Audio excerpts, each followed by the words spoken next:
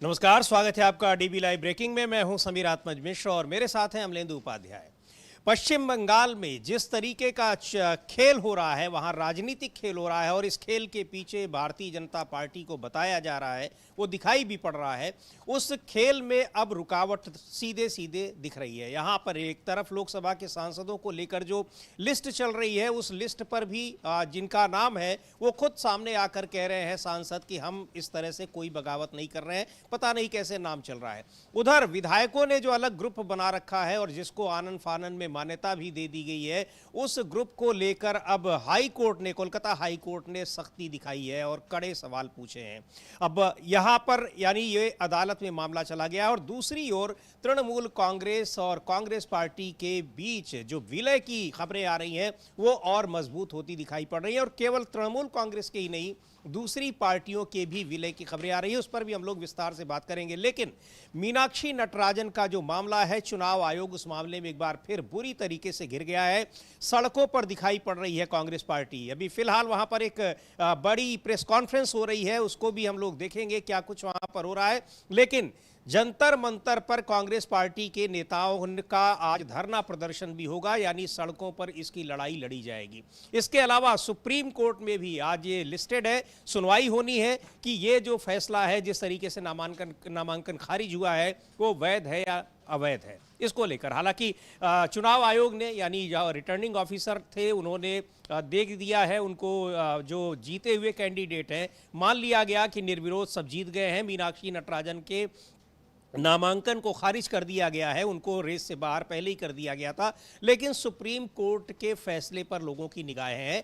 पर जो सड़कों पर यह आंदोलन दिखाई पड़ रहा है, ये अब चुनाव आयोग के लिए एक बहुत मुश्किल खड़ी करता चला जा रहा है। और इधर जिस तरीके से तृणमूल कांग्रेस के पार्टी के भीतर तोड़ फोड़ की जो खबरें आ रही हैं, उनको तोड़ने की जो कोशिशें हो रही हैं, उस पर कोलकाता हाई कोर्ट ने भी चाबुक चलाया है। बहुत सारी चीजें हैं, लेकिन जिस तरीके से राजनीति को और ये लोकतांत्रिक व्यवस्था को इस तरह के कारनामों के जरिए कमजोर किया जा रहा है, उसको लेकर पूरे देश में चिंता जताई जा रही है। लोगों को लग रहा है कि आखिर सरकार इस तरह से क्यों कर रही है, भारतीय जनता पार्टी ऐसा क्यों कर रही है। क्या उसकी ये इच्छा है कि केवल और केवल देश में एक ही पार्टी रहे? अमलेंदु जी। हाँ, बिल्कुल समझ लीजिए। इसको लेकर सवाल उठ रहे हैं कि क्या बीजेपी यही चाहती है केवल देश में एक पार्टी रहे, एक राष्ट्र, एक पार्टी, एक नेता, एक सरकार, सब कुछ यही रहे। फिर राज्य सरकारों की भी आवश्यकता भी नहीं है, काहे को मुख्यमंत्री इतनी बनाए जाए बीजेपी के भी। सब भंग करो, केवल एक ही रहे प्रधानमंत्री, बाकी सब कोई मंत्रियों की भी कोई जरूरत नहीं है।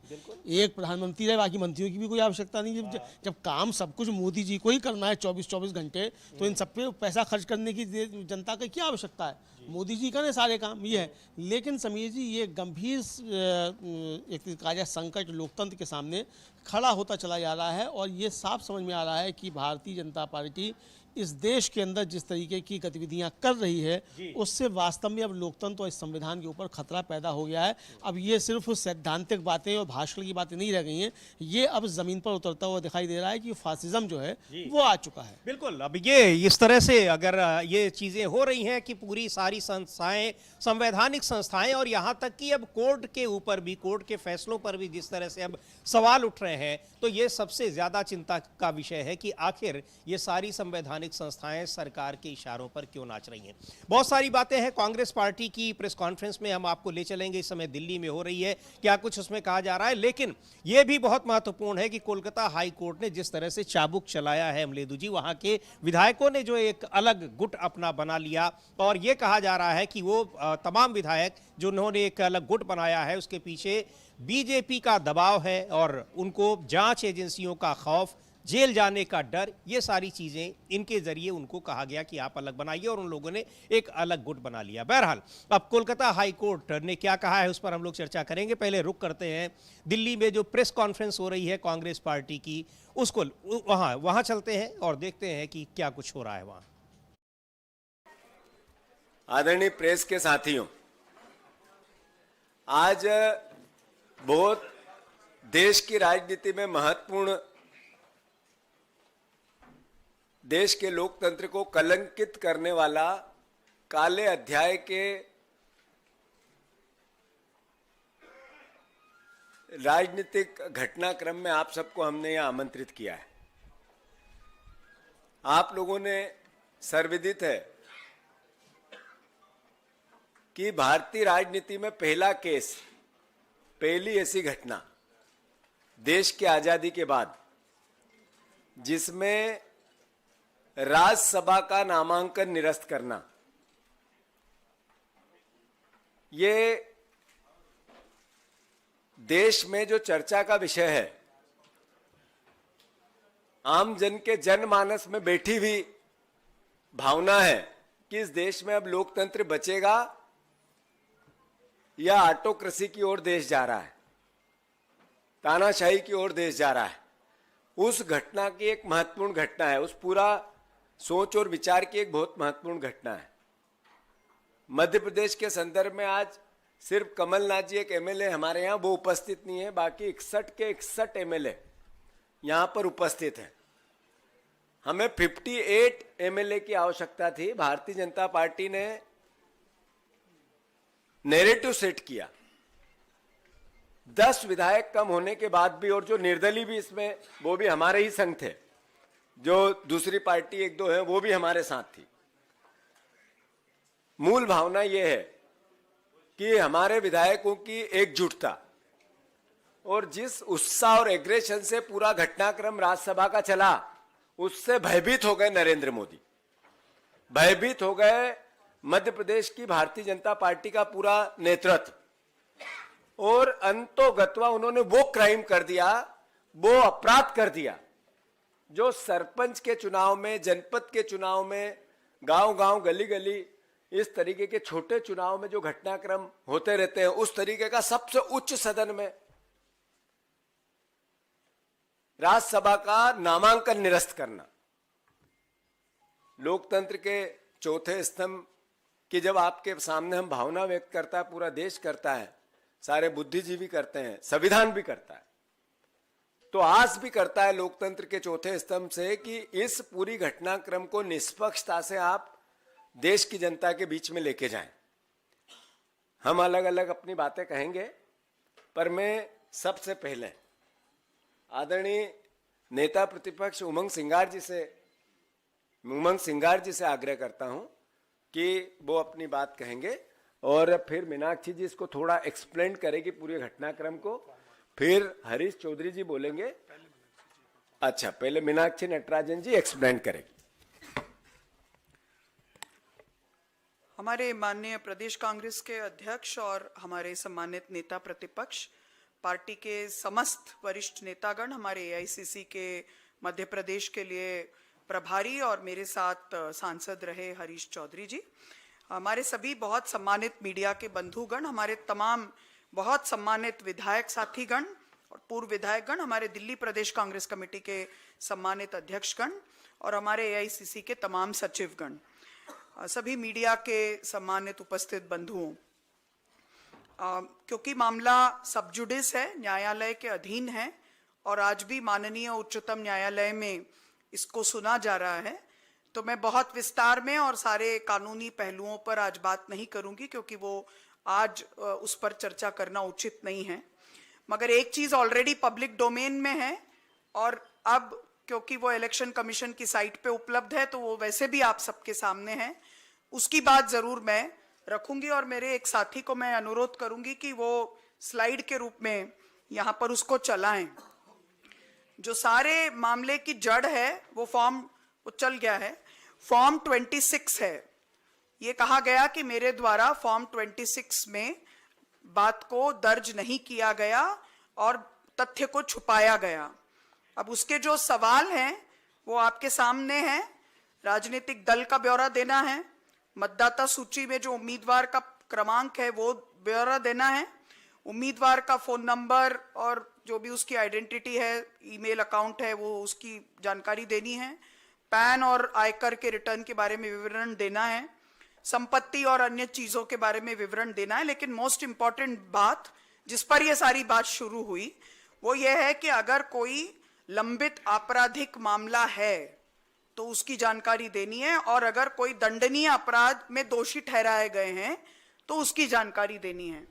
जाहिर है कि इन सब चीजों पर मैंने लिखा कि ये मुझ पर लागू नहीं है, क्योंकि मुझ पर एक लीगल नोटिस है वो लीगल नोटिस की पूरी कानूनी जानकारी मैंने मेरे ईसीआई को जो मेमोरेंडम दिया उसमें रखा। आज सुप्रीम कोर्ट में भी वो बात रखेंगे। मात्र एक लीगल नोटिस है जिसका अब तक अदालत ने संज्ञान तक नहीं लिया, कॉग्निसेंस तक नहीं लिया, वो मैटर है। तो अब इसको दर्ज करने के लिए कॉलम कहां था, ये क्लैरिटी होनी चाहिए। फॉर्म 26 में ऐसा कोई कॉलम नहीं है जिसमें लिखा जाए कि रैंडम कोई प्राइवेट कंप्लेंट के भी बारे में सूचना दीजिए। अगर वो ऐसा कोई कॉलम होता तो हम ये सूचना जरूर देते। इतना ही मैं अपनी ओर से कहूंगी, क्योंकि ये दोनों ही मामले, लीगल नोटिस और आज जो सुप्रीम कोर्ट में सुनवाई है, वो ये सब मामले वहां आज सुने जाएंगे। तो इस पर इसके अलावा और कुछ बोलना मेरे लिए आज वो ठीक नहीं होगा। वो सुप्रीम कोर्ट की जो गरिमा है उसके भी साथ ठीक नहीं होगा। मगर ये डॉक्यूमेंट क्योंकि पब्लिक डोमेन में है, मेरा एफिडेविट पब्लिक डोमेन में आप सबके पास ऑलरेडी होगा, इसलिए मैंने अपनी ओर से ये बात आपके समक्ष रखी, ताकि ये किसी प्रकार की डिस्क्रिपेंसी ना हो कि फॉर्म में कोई कमी रह गई थी या कोई जानकारी छुपाई गई थी। कोई भी जानकारी छुपाई नहीं गई, जो कि मांगी गई। जो भी जानकारियां मांगी गई वो सारी जानकारियां फॉर्म 26 के तहत दी गई। मैं इतना ही अपनी ओर से कहूंगी। तो ये मीनाक्षी नटराजन बता रही हैं, और ये कहा भी उन्होंने कि वो जानकारी जो पब्लिक डोमेन में है, यानी जो फॉर्म भरते इसमें उन्होंने दी चुकी है, अब उसका तो परिणाम वहां पर रिटर्निंग ऑफिसर ने घोषित कर दिया। लेकिन मामला प्री जुडिस है, सुप्रीम कोर्ट में इस पर सुनवाई हो रही है, और इस समय सुनवाई शुरू हो गई है। मीनाक्षी नटराजन के नामांकन को जो खारिज किया गया है उस पर क्या कुछ चल रहा है सुप्रीम कोर्ट में, अमलेंदु जी उस पर नजर बनाए हुए हैं, और इस पर यह महत्वपूर्ण है ये फैसला यहाँ पर सुप्रीम कोर्ट क्या करता है, जिस तरीके से नामांकन खारिज किया गया है मीनाक्षी नटराजन के। हाँ बिल्कुल समीर जी, इस पर सुनवाई शुरू हो गई है। अभिषेक मनु सिंघवी और सीनियर एडवोकेट दामा शेषाद्री नायडू जो हैं, मतलब विवेक तनखा और अभिषेक मनु सिंघवी, ये तो पेश हुए हैं मीनाक्षी नटराजन की तरफ से, और सीनियर एडवोकेट दामा शेषाद्री नायडू जो हैं वो चुनाव आयोग की तरफ से पेश हुए हैं, और सरकार की तरफ से जो है वो मुकुल रोहतगी शायद उपस्थित हुए हैं। अब ये है कि सिंघवी ने कहा कि मैं कुछ चौंकाने वाली चीज़ दिखाऊंगा। रिप्रेजेंटेशन ऑफ पीपल्स एक्ट की धारा 33 देखिए, मैं कुछ ऐसा दिखाऊंगा जो उस कोर्ट की अंतरात्मा को झकझोर देगा। सिंघवी ने कहा कि इस धारा के बाद बीएनएसएस की धारा 223 आती है। नए कानून में प्रोविजो शर्त जोड़ा गया है कि संज्ञान लेने से पहले संभावित आरोपी की बात सुनी जानी चाहिए। मेरा मामला आरोप तय होने से जुड़ा है, लेकिन प्राइवेट शिकायत में संज्ञान लिया जाना जरूरी है। तो जस्टिस मिश्रा ने पूछा कि क्या समन जारी किए गए हैं। सिंघवी ने कहा कि सिर्फ नोटिस जारी किया गया है। तो जस्टिस मिश्रा ने कहा कि लेकिन समन तब जारी किए जाते हैं जब कोर्ट प्रथम दृष्टया संतुष्ट हो। तो सिंघवी कहते हैं कि धारा के तहत आरोप तय करना जरूरी है, और उन्हें मेरी बात सुननी होगी कि मैंने आपकी बात सुन ली है और अब मैं संज्ञान लूंगा, मैं ऑर्डर शीट दिखाऊंगा। सिंघवी बोले कि 26/8 की ऑर्डर शीट सामान्य संदर्भ देखिए, उन्होंने सिर्फ तारीखें दी है, मैं चौथा आरोपी हूँ। इस पर सीनियर एडवोकेट जो है मुकुल रोहतगी, वो विरोधी गुट की तरफ से पेश हुए, यानी जो बीजेपी के प्रत्याशी उनकी तरफ से पेश हुई। सिंघवी ने कहा कि ऑर्डर शीट में सिर्फ समय दिया गया है। 75 नंबर की ऑर्डर शीट में बताया गया है कि कौन मौजूद है और कौन नहीं। अब कृपया ध्यान दें, रिटर्निंग ऑफिसर का आदेश अजीब है। अगर संज्ञान लिया है तो मुझे ये दिखाना होगा कि आरोप तय किए गए हैं, शिकायत में मुझ पर कोई आरोप नहीं लगाया गया है। ये सिंघवी ने अभी कहा। बिल्कुल, तो ये अभी जो अभिषेक मनु सिंघवी और विवेक तनखा ये मीनाक्षी नटराजन की तरफ से पेश हुए हैं, और उन्होंने जो अपनी दलीलें दी हैं, अभिषेक मनु सिंघवी ने साफ तौर पर वो कह रहे हैं कि यहाँ कोई वो चौथे अभियुक्त हैं, और उस लिहाज से उनको एक नोटिस जारी किया गया था। केवल नोटिस कोर्ट की ओर से आया था, उसमें एफआईआर में, मुकदमे में कहीं उनका नाम नहीं था उसके, और ये मामला किसी और का था। ये सीधे सीधे मीनाक्षी नटराजन से जुड़ा नहीं था, जिसकी जानकारी देने का कोई मतलब नहीं था। उस फॉर्म जो 26 है जिसमें ये जानकारी दी जाती है, उसमें उस तरह का कोई कॉलम भी नहीं था कि आपको नोटिस दिया गया है उसकी आप जानकारी दीजिए। तो ये है, और जो महत्वपूर्ण बात कही अमलेंदु जी अभिषेक मनु सिंघवी ने कि ऐसे तथ्य रखूंगा कि आप खुद आपको झकझोर देंगे, खुद हैरान हो जाएंगे कि क्या हो रहा है इस देश में। बिल्कुल, उनका कि मतलब अदालत जो है शौक हो जाएगी कि किस तरीके से कानून की धज्जियां जो हैं वो उड़ाई जा रही हैं, और सरकार और चुनाव आयोग की मिलीभगत उड़ाई जा रही है। सीधा सीधा कहना ये है। अब सिंघवी कह रहे हैं कि अगर आरोप मनमाने ढंग से काम करता है और सिर्फ एक ही पार्टी मैदान में होती है तो इसमें दखल दिया जा सकता है। सिंघवी कहते हैं कि शिकायत देखिए, शिकायतकर्ता का कहना है कि अगर बराबरी का मौका नहीं मिलता तो निष्पक्ष निष्पक्ष चुनाव कभी नहीं हो सकते। शिकायतकर्ता का कहना है कि उसने शारीरिक छेड़छाड़ की शिकायत की थी। मैं तेलंगाना का इंचार्ज बना, जस्टिस मिश्रा बोले चार्जशीट की तारीख 2025 है। सिंघवी कहते हैं शिकायतकर्ता ने 2022 में शिकायत की थी और मुझे 3 साल बाद नियुक्त किया गया था। शिकायत यह है कि रेड्डी मुख्य आरोपी के खिलाफ शिकायत मिलने के बाद AICC इंचार्ज के तौर पर मैंने कोई कार्रवाई नहीं की, यानी मीनाक्षी नटराजन ने कोई कार्रवाई नहीं की। सिंघवी कहते हैं कि अन्याय देखिए, अब AICC इंचार्ज जिसे 2025 में नियुक्त किया गया है, आरओ का आदेश देखिए, उसे सबसे पहले कानून देखना चाहिए था। यह एक अजीब आदेश है, यह सिंघवी की तरफ से कहा गया है। जी बिल्कुल। तो ये कि उन्होंने उस पर AICC के इंचार्ज होने के नाते कि जिसके जो अभियुक्त हैं उनके खिलाफ कोई कार्रवाई नहीं की। अब कोई कार्रवाई उन्होंने नहीं की या की, ये तो किसी अपराध से सीधे तौर पर जुड़ता भी नहीं कि भाई उनके बॉस ने उनके खिलाफ कोई कार्रवाई नहीं की, ये क्या मामला है। तो बहुत सारी चीजें हैं। निश्चित तौर पर जो तथ्य अभी कार्रवाई का कोई समय भी सीमित नहीं होता है सीमित नहीं होता है जी। कि अभी तुरंत कार्रवाई कर दी जाएगी, या कार्रवाई करने का समय आया तब तक मैं वहां का इंचार्ज नहीं रहा। भाई अब आरोप इतने दिन से लग रहे हैं CBSE पर, नीट पर धांधली के, मांगा जा रहा है कि इस्तीफा दे, अब तक कोई कार्रवाई नहीं हुई। यही मामला 2022 का है, 2025 में वो इंचार्ज बनी, 3 साल के बाद वो इंचार्ज बनी, और आप कह रहे हैं कि आपने साहब इस पर कोई एक्शन नहीं लिया, तो क्या एक्शन लेना है। तो ये भी अब सारी बातें आएंगी समीर जी। बिल्कुल। तो ये जो तथ्य पेश किए जा रहे हैं जिनके आधार पर इस उनके नामांकन को खारिज किया गया है, मीनाक्षी नटराजन के नामांकन को, वो पेश कर रहे हैं अभिषेक मनु सिंघवी।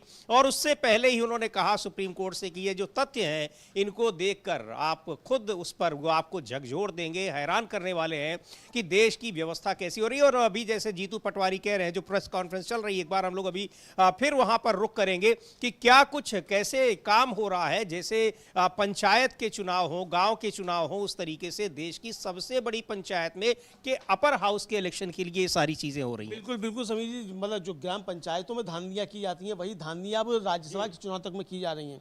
ये सीधे सीधे डेमोक्रेसी का मर्डर है, ये कहा जा रहा है विपक्ष की तरफ से, खासतौर से कांग्रेस की तरफ से। अब समीर जी आगे जो है वो अभिषेक मनु सिंघवी ने कहा कि जांच करने पर पता चला कि केस नंबर जो भी है वो एक प्राइवेट शिकायत के तौर पर दर्ज किया गया है, और इस कोर्ट ने इसका संज्ञान लिया है। कहाँ संज्ञान लिया है? मतलब कहीं संज्ञान लिया ही नहीं है, सिर्फ नोटिस जारी किया गया है। संज्ञान कहाँ लिया गया है? क्या समन जारी करना ही संज्ञान लेना है? ये सवाल उठा रहे हैं अभिषेक मनु सिंघवी। इस पर जस्टिस मिश्रा ने कहा कि आपकी दिक्कत ये नहीं है।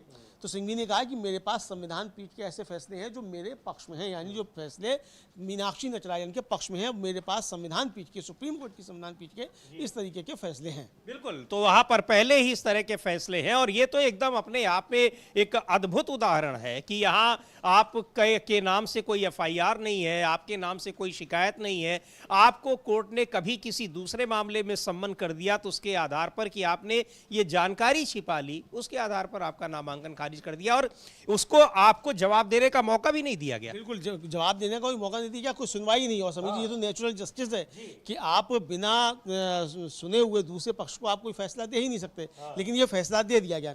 अब इस पर जो है सिंघवी आगे कह रहे हैं कि अभी कोई आरोप तय नहीं हुए हैं, तो उन्हें ये जानकारी क्यों देनी चाहिए? अगर कोई क्रिमिनल केस पेंडिंग होता तो एक कैंडिडेट के तौर पर वे इसकी जानकारी देती। मैं चुनाव आयोग गया और 1 घंटे तक दलीलें दी, वह संविधान का संरक्षक है फिर भी चुप है, यह निंदनीय है, ये कहना है उनका। बिल्कुल अमलेंदु जी, संविधान वहां पर चुनाव आयोग तो एक तो देखिए कि उस दिन तो पहले ही पहुंच गया था कांग्रेस का प्रतिनिधिमंडल, लेकिन उनसे बात ही नहीं की। अगले दिन समय दिया और कहा गया कि 2 घंटे के भीतर हम इस पर फैसला ले लेंगे, और फैसला क्या लिया? जो फैसला वहां पर रिटर्निंग ऑफिसर ने लिया हुआ था एक तरीके से उसी पर उसने मोहर लगा दी। बिल्कुल बिल्कुल, उसी पर उसने मोहर लगा दी। और आगे अब जो है अभिषेक मनु सिंघवी जो है वो अब हवाला दे रहे हैं इंदिरा गांधी वर्सेस राजनारायण के मामले का, और वो कह रहे हैं कि 9 तारीख को आदेश आया, 10 तारीख को हम ECI के पास गए, चुनाव के पास गए, 11 तारीख को मैंने इस मामले का जिक्र किया और मुझे डर था कि वे नतीजे घोषित कर देंगे, और कल उन्होंने ऐसा कर भी दिया। अब MS गिल मामले के फैसले पर आते हैं। इंदिरा गांधी बनाम राजनारायण मामले में कहा गया कि समान अवसर ना मिलना संविधान के मूल ढांचे का उल्लंघन है। यह बात हमारे मामले पर बिल्कुल लागू होती है। यानी कि अगर आपको समान अवसर नहीं मिलता है, लेवल प्लेइंग फील्ड नहीं मिलती है, तो फिर ये संविधान के मूल ढांचे का उल्लंघन है, और चूंकि हमको मौका नहीं मिला, हमारी बात नहीं सुनी गई, तो इसलिए ये बात हमारे मामले पर भी लागू होती है। बिल्कुल, ये बात कही जाती है कि इक्वेलिटी बिफोर लॉ, कानून के सामने सब समान है, और हमको उस समानता का हम उसको एंजॉय कर पाए उसका मौका ही हमको नहीं दिया गया। वहां पर आपको ये नोटिस दिया, आपको नामांकन खारिज किया जा रहा है, लेकिन आपसे पूछा भी नहीं गया कि आपने ये कॉलम यहाँ पर क्यों नहीं भरा है, या जो शिकायत मिली है। तो बहुत सारी चीज़ें हैं, लगातार अभिषेक मनु सिंघवी दलीलें दे रहे हैं, मीनाक्षी नटराजन की तरफ से वहाँ पेश हुए हैं और इस समय सुप्रीम कोर्ट में ये बड़ी सुनवाई चल रही है। जिस तरीके से मीनाक्षी नटराजन के नामांकन को खारिज किया गया है, राज्यसभा के लिए उन्होंने जो अपना नामांकन दाखिल किया था। बिल्कुल बिल्कुल समीर, जो राज्यसभा के लिए नामांकन उस पर सुनवाई चल रही है और अभिषेक मनु सिंघवी जो हैं वो हाजिर हुए हैं मीनाक्षी नटराजन की तरफ से और उनके साथ में विवेक तनखा भी हैं। और सिंघवी कह रहे हैं कि अच्छे प्रशासन के लिए जरूरी था कि वे नतीजे घोषित नहीं करते, लेकिन उन्होंने नतीजे घोषित कर दिए। और सिंघवी जो है, देखिए वह दिलचस्प बात अमलेंदु जी की, जब सुप्रीम कोर्ट में वो लंबित है और आज सुनवाई, तब भी नतीजे घोषित कर दिए गए। यहाँ पर मीनाक्षी नटराजन उसके बारे में कुछ बोल नहीं रही है, बता नहीं रही, इसलिए कि वो प्रीजुडिस है, उस पर सुनवाई चल रही है। लेकिन चुनाव आयोग, अभी खैर चुनाव आयोग के लिए तो बहुत मामूली बात हो गई, उसने तो पूरी SIR की प्रक्रिया लागू करके चुनाव करवा दिए, मामला सुप्रीम कोर्ट में ही लंबित रहा। बिल्कुल बिल्कुल मामला हाँ, न्यू इलेक्शन कमीशन है, वो मामला सुप्रीम कोर्ट में ही लंबित रहा। और फिर जो है वो अभिषेक सिंघवी जो है उन्होंने एक मतलब प्रस्तुत किया और कहा कि the court has in earlier rulings pointed that section 100 is exhaustive of all grievances regarding an election, but what is band is not anything whatsoever done or directed by the commissioner, but everything he does or directs in furtherance of election, not contrariwise. For example, after the president notifies the nation on the holding of election under section 15 and the commissioner publishes the calendar of the poll under section 30, if the latter orders returning officers to accept only one nomination or only those which come from one party as distinguished from other parties or independents, is that order immune from immediate attack? We think not, because the commissioner is preventing an election, not promoting it, and the court's review of that order will facilitate the flow, not stop the string election.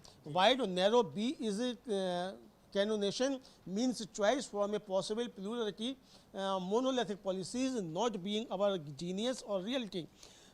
And if that concept is crippled by Commissioners Act, he holds no election at all. A poll is part, a viral part of election, but with the end of the poll, the whole election is not over.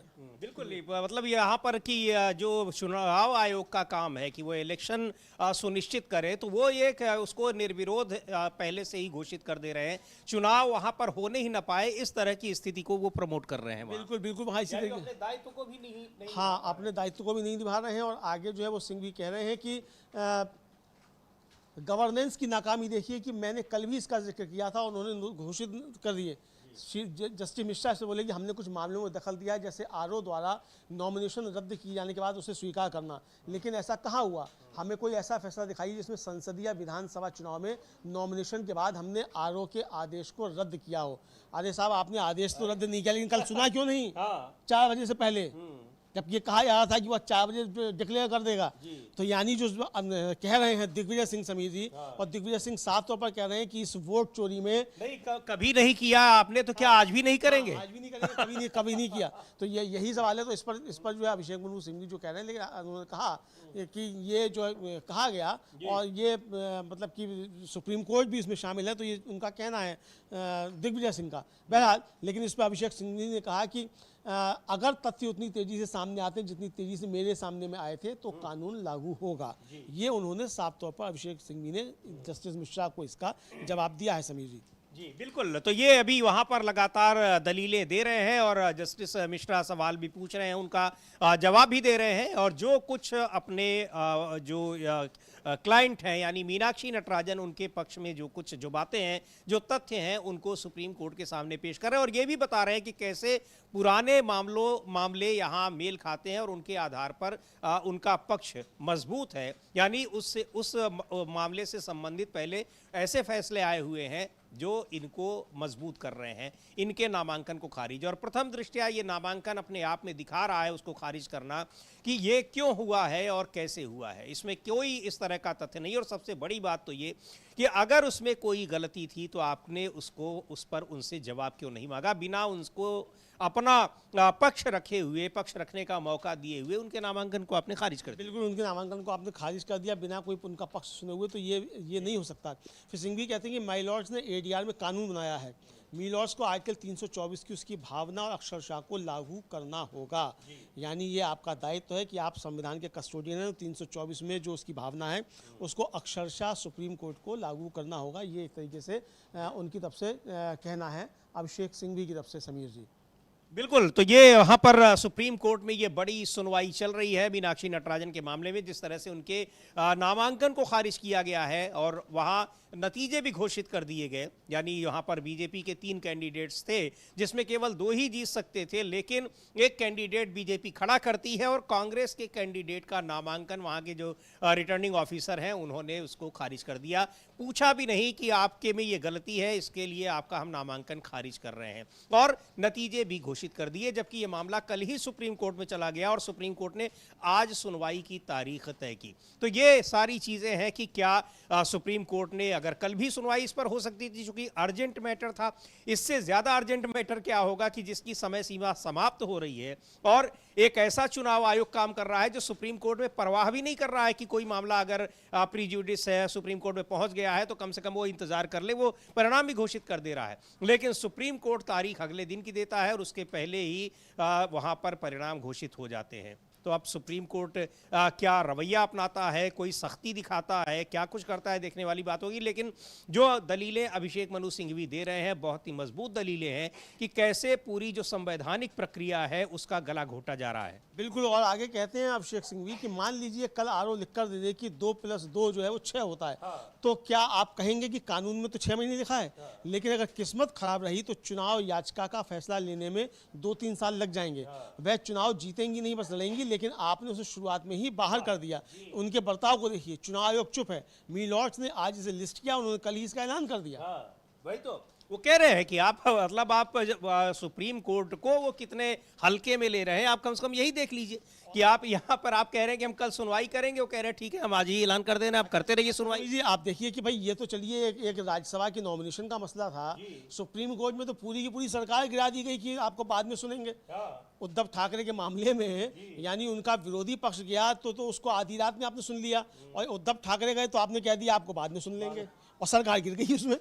और फिर आप कह रहे हैं कि अरे आपने तो इस्तीफा दे दिया, इस्तीफा नहीं दिया होता तो हम आपको बहाल कर देते। तो सरकार गिरवाई भी आपने और कह रहे हैं कि आपने इस्तीफा क्यों दे दिया, हम तो बहाल कर देते। तो ये सुप्रीम कोर्ट की चीज ऐसे में अब सुप्रीम कोर्ट के फैसलों पर सवाल क्यों नहीं उठेंगे? क्योंकि ऐसा नहीं है कि सुप्रीम कोर्ट जो कुछ कर रहा है उसको देश की आम जनता नहीं जान रही है, उसको भी पता है कि क्या कुछ कैसे हो रहा है। अब यहाँ पर अगर सख्ती नहीं दिखाते हैं आरओ के खिलाफ कि आप मामला हमारे पास है और हमने कहा है कि हम कल सुनवाई करेंगे, आप कैसे उस पर ये दे सकते हैं फैसला? में समीर जी, अगर सुप्रीम कोर्ट सख्त अवमानना का नोटिस और 6 महीने की सजा देनी चाहिए आरओ को बुलाकर, और इस तरीके से अगर होने लग जाए, सुप्रीम कोर्ट सख्त हो जाए तो मामला सब ठीक हो जाए देश के अंदर। मगर सवाल तो ये है कि सुप्रीम कोर्ट के ऊपर खुद आरोप लग रहे हैं कि बहुत कंप्रोमाइज हुआ जा रहा है। अब वही झारखंड में वही था, लेकिन वो बीजेपी के कैंडिडेट का मामला था तो वहां पर उसको कोई दिक्कत नहीं आई। दिक्कत नहीं। अब सिंघवी आगे कह रहे हैं कि ये चूहे बिल्ली का खेल नहीं है। इस पर एसजी तुषार मेहता जो खड़े हुए, उन्होंने कहा कि एमएस गिल मामले में मी लॉर्ड्स उस अनुपात पर गौर कर सकते हैं। उनका कि उन्होंने सबसे अहम पैराग्राफ छोड़ दिया है। सिंघवी बोले यह कोई ऐसा साधारण नियम नहीं है कि चुनाव प्रक्रिया शुरू होने पर मी लॉर्ड्स कह दें कि बाद में आइए, अपवाद सबसे महत्वपूर्ण है। मतलब ये कोई ऐसा मामला नहीं है कि चुनाव प्रक्रिया शुरू हो गई तो मी लॉर्ड कह देंगे भाई अब हम इसमें हस्तक्षेप नहीं कर सकते, अब बाद में आइए, चुनाव पूरी प्रक्रिया पूरी हो गई तो अब आप बाद में आइए, अब आप जो पिटीशन दायर कीजिए इसके खिलाफ। तो ये ऐसा मामला नहीं है, ये उनका कहना है। फिर सिंघवी जो और भी कुछ प्रस्तुत करते हैं और वो कहते हैं कि भाई ये नॉर्मल रूल जो है ये नहीं है और मैं इसको नॉर्मल रूल की तरह नहीं पढ़ सकता। ये भी अभिषेक सिंघवी की तरफ से कहा जा रहा है। सिंघवी कह रहे हैं कि अगर कोई इस तरीके की चीज़ है तो फिर ये चीज़ें ठीक एक तरीके से नहीं है। वो कह रहे हैं कि मैंने सामान्य नियम नहीं पढ़ा। वो कह रहे हैं फिर उन्होंने उस नियम को पढ़ के प्रस्तुत कर दिया। फिर कहा कि आरओ ने जो किया उसे बताने के लिए क्या कोई नरम शब्द है।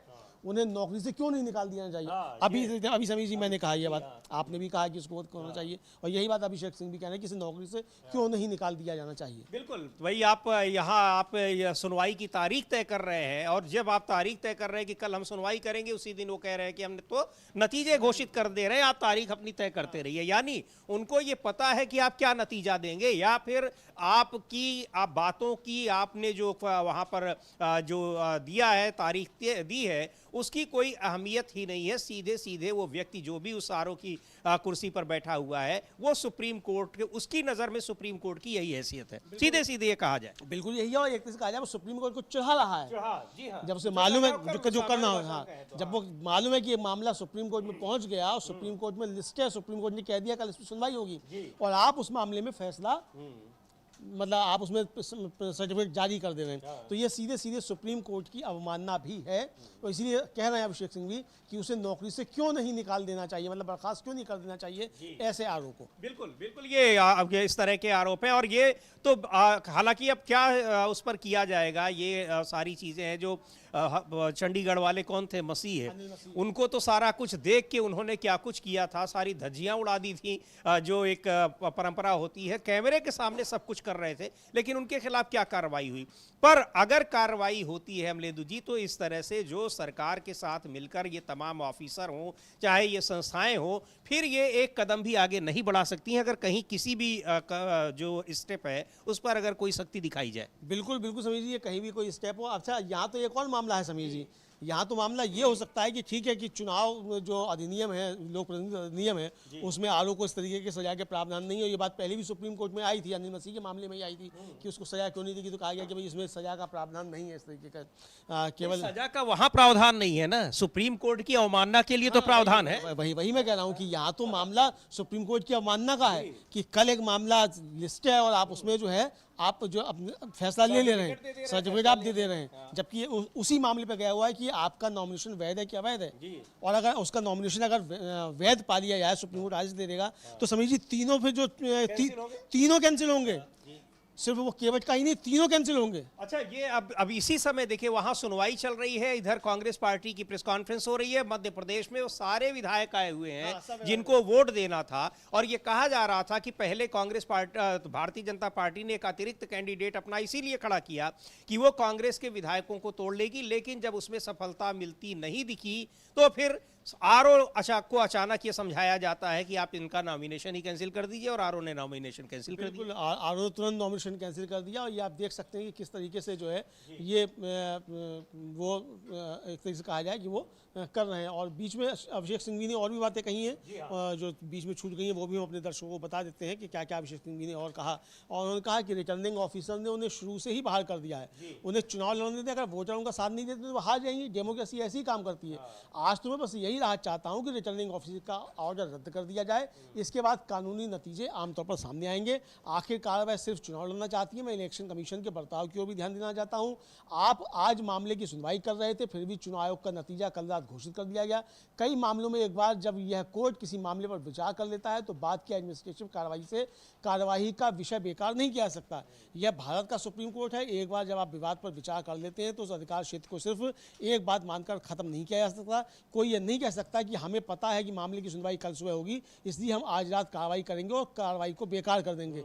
कानून का राज ऐसे नहीं चलता है। यह चूहे बिल्ली का खेल नहीं है, ये उनकी तरफ से कहा गया। बिल्कुल, ये वही बात जो कह रहे हैं अभिषेक मनु सिंघवी की, यहाँ पर सीधे सीधे वो सुप्रीम कोर्ट की अवमानना कर रहे हैं आरओ, और यहाँ आप बता रहे हैं कि कल हम इसकी सुनवाई करेंगे। आप उस मामले को एडमिट कर रहे हैं, सुनवाई की तारीख दे रहे हैं, और उसी दिन वो कह रहे हैं कि अब सुनवाई होती रहे लेकिन हम तो इसका फैसला दे रहे हैं।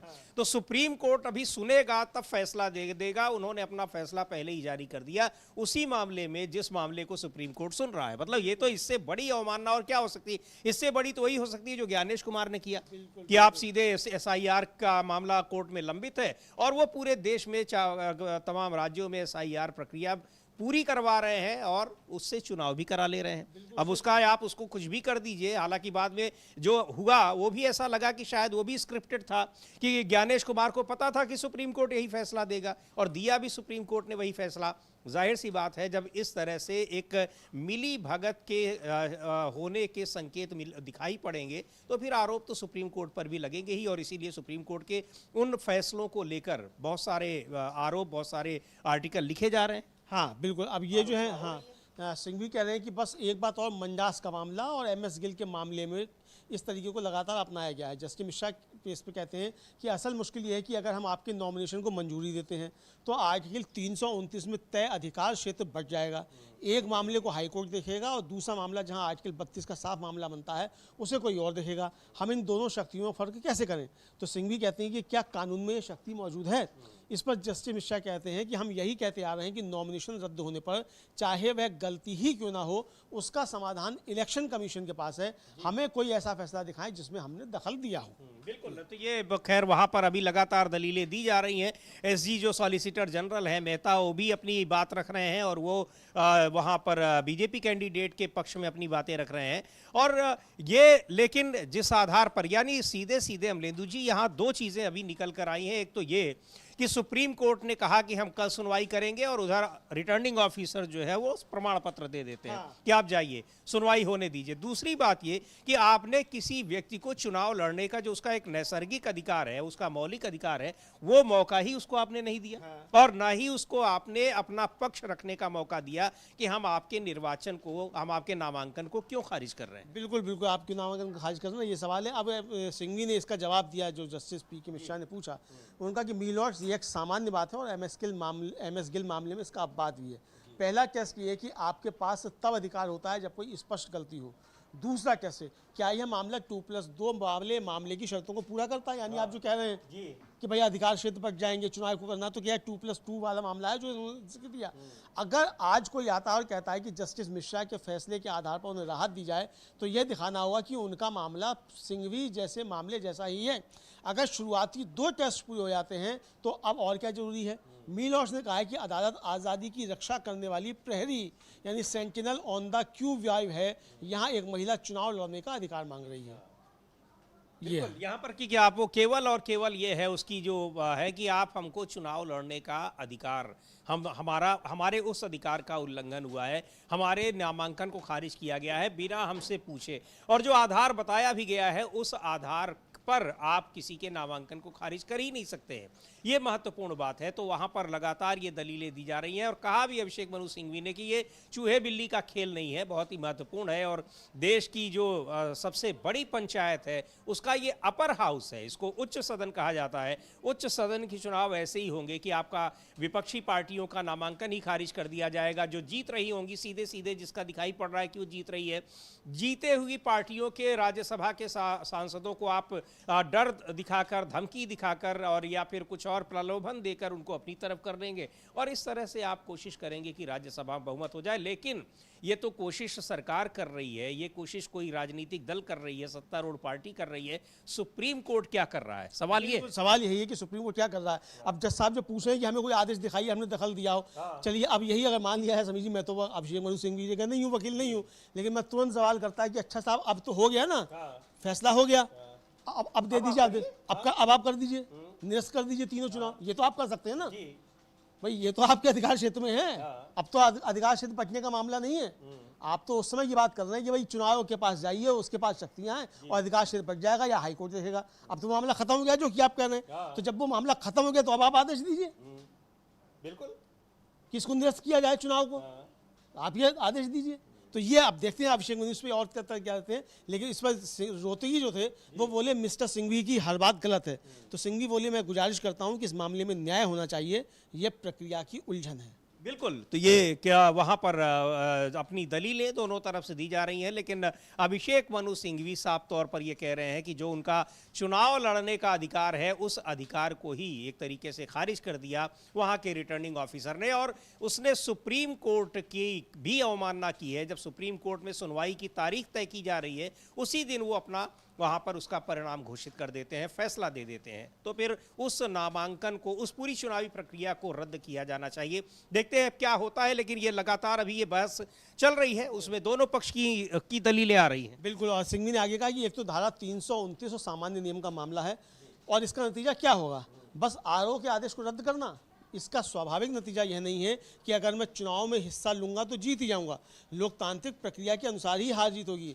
मैं माननीय जजों से न्याय करने का आग्रह करूंगा। मतलब कि मैं जीत ही जाऊंगा इसकी गारंटी थोड़ी है। नहीं, ठीक है, आप जीते ना जीते, यहाँ पर तो लाखों लोग चुनाव लड़ते हैं और जीते कुछ सैकड़ों में लोग जीते हैं, इसका क्या मतलब? धरती पकड़ हर चुनाव लड़ते थे, मिलते वोट कितने थे, 5 की 7, वो भी धोखे से पड़े जाते होंगे।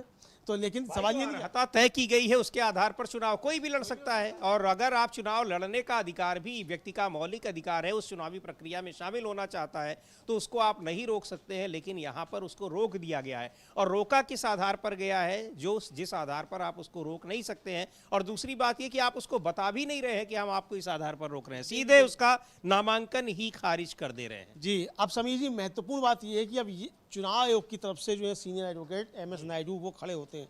अब देखना ये होगा कि चुनाव आयोग दलीलें क्या देता है।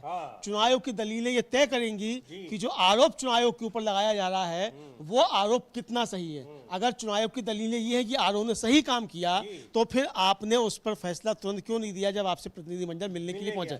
ये सवाल उठेगा समीर जी। बिल्कुल, अब उनकी क्या दलीलें हैं, जो चुनाव आयोग के वकील हैं, अब उसको भी सुनना दिलचस्प होगा। और वहां पर बीजेपी के कैंडिडेट की ओर से जो खड़े हैं सॉलिसिटर जनरल रोहतगी, वो तो सीधे कह रहे हैं कि अभिषेक मनु सिंघवी सारी बात गलत बोल रहे हैं। लेकिन अभिषेक मनु सिंघवी सारी बात गलत बोलेंगे, सुप्रीम कोर्ट में उनका दशकों का अनुभव है, वहां पर केवल मुकदमे लड़ने का ही नहीं, मुकदमे जीतने का भी अनुभव है। तो अब क्या वो कितना उन्होंने कन्विंस किया है, ये देखने वाली बात होगी। लेकिन महत्वपूर्ण जो दलीलें होंगी वो अब चुनाव आयोग के वकील की होंगी। अब देखते हैं वो क्या कह रहे हैं। लेकिन बहुत ही महत्वपूर्ण मामला है और उलझा हुआ पूरा ये मामला है कि कैसे वहाँ पर एक राज्यसभा के नामांकन को खारिज कर दिया है विपक्षी पार्टी के, कांग्रेस पार्टी के नामांकन को, जबकि वो जीतती हुई कैंडिडेट थी। लेकिन महत्वपूर्ण बात जो कही अभिषेक मनु सिंघवी की कि कोई जीते या हारे, आप उसके चुनाव लड़ने की जो उसकी एक उसका अधिकार है, आप उसको खारिज नहीं कर सकते हैं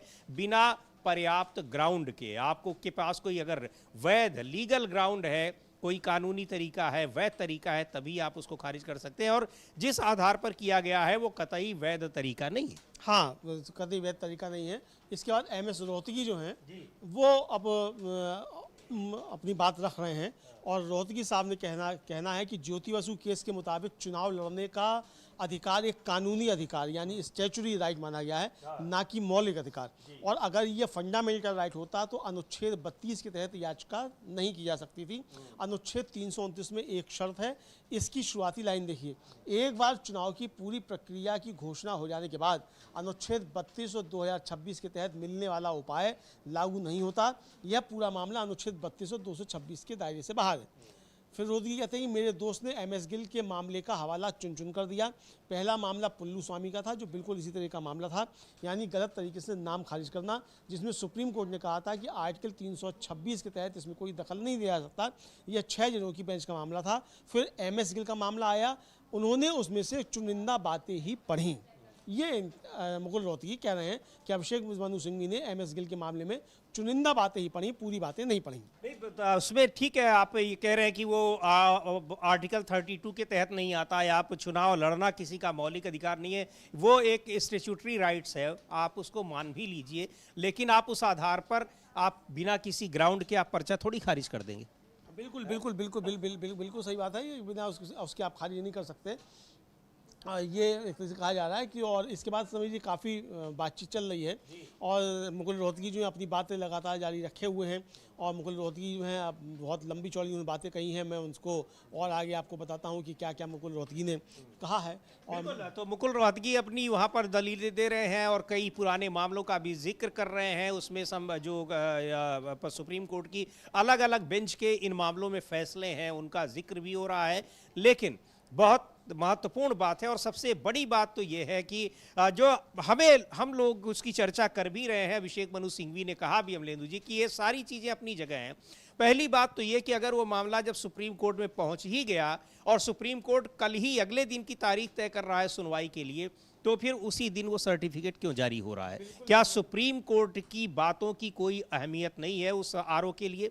और दूसरी बात ये कि आपने जब उसको नोटिस जिस आधार पर भी आपने उनका नामांकन खारिज किया है, क्या उस कैंडिडेट को ये जानने का अधिकार नहीं है कि उसका नामांकन क्यों खारिज किया जा रहा है? हाँ बिल्कुल। अब इस पर जो है वो आगे बहुत सारी बातें कह रहे हैं। अपने मुकुल रोहतगी जो हैं वो कह रहे हैं कि चुनाव लड़ रहे कैंडिडेट के लिए सीनियर एडवोकेट मुकुल रोहतगी जो वो कह रहे हैं कि पहली बात, चुनाव लड़ने के अधिकार को इस कोर्ट ने लगातार एक कानूनी अधिकार माना है, यह कोई फंडामेंटल राइट नहीं है। यह बात ज्योति बसु केस में कही गई थी, बात के फैसलों में से दोहराया गया। दूसरी बात, अगर कोई फंडामेंटल राइट शामिल नहीं है तो आर्टिकल 32 के तहत पिटीशन मेंटेबल नहीं है। तीसरी बात, आर्टिकल 329 का एक कॉन्स्टिट्यूशनल रोक लगाना है और शुरुआती शब्द जरूरी है इस संविधान में किसी के बात के होते हुए भी। आर्टिकल 329 का असर यह है कि चुनाव से जुड़े मामलों में आर्टिकल 32 और 226 के तहत मिलने वाले उपाय बाहर हो जाते हैं।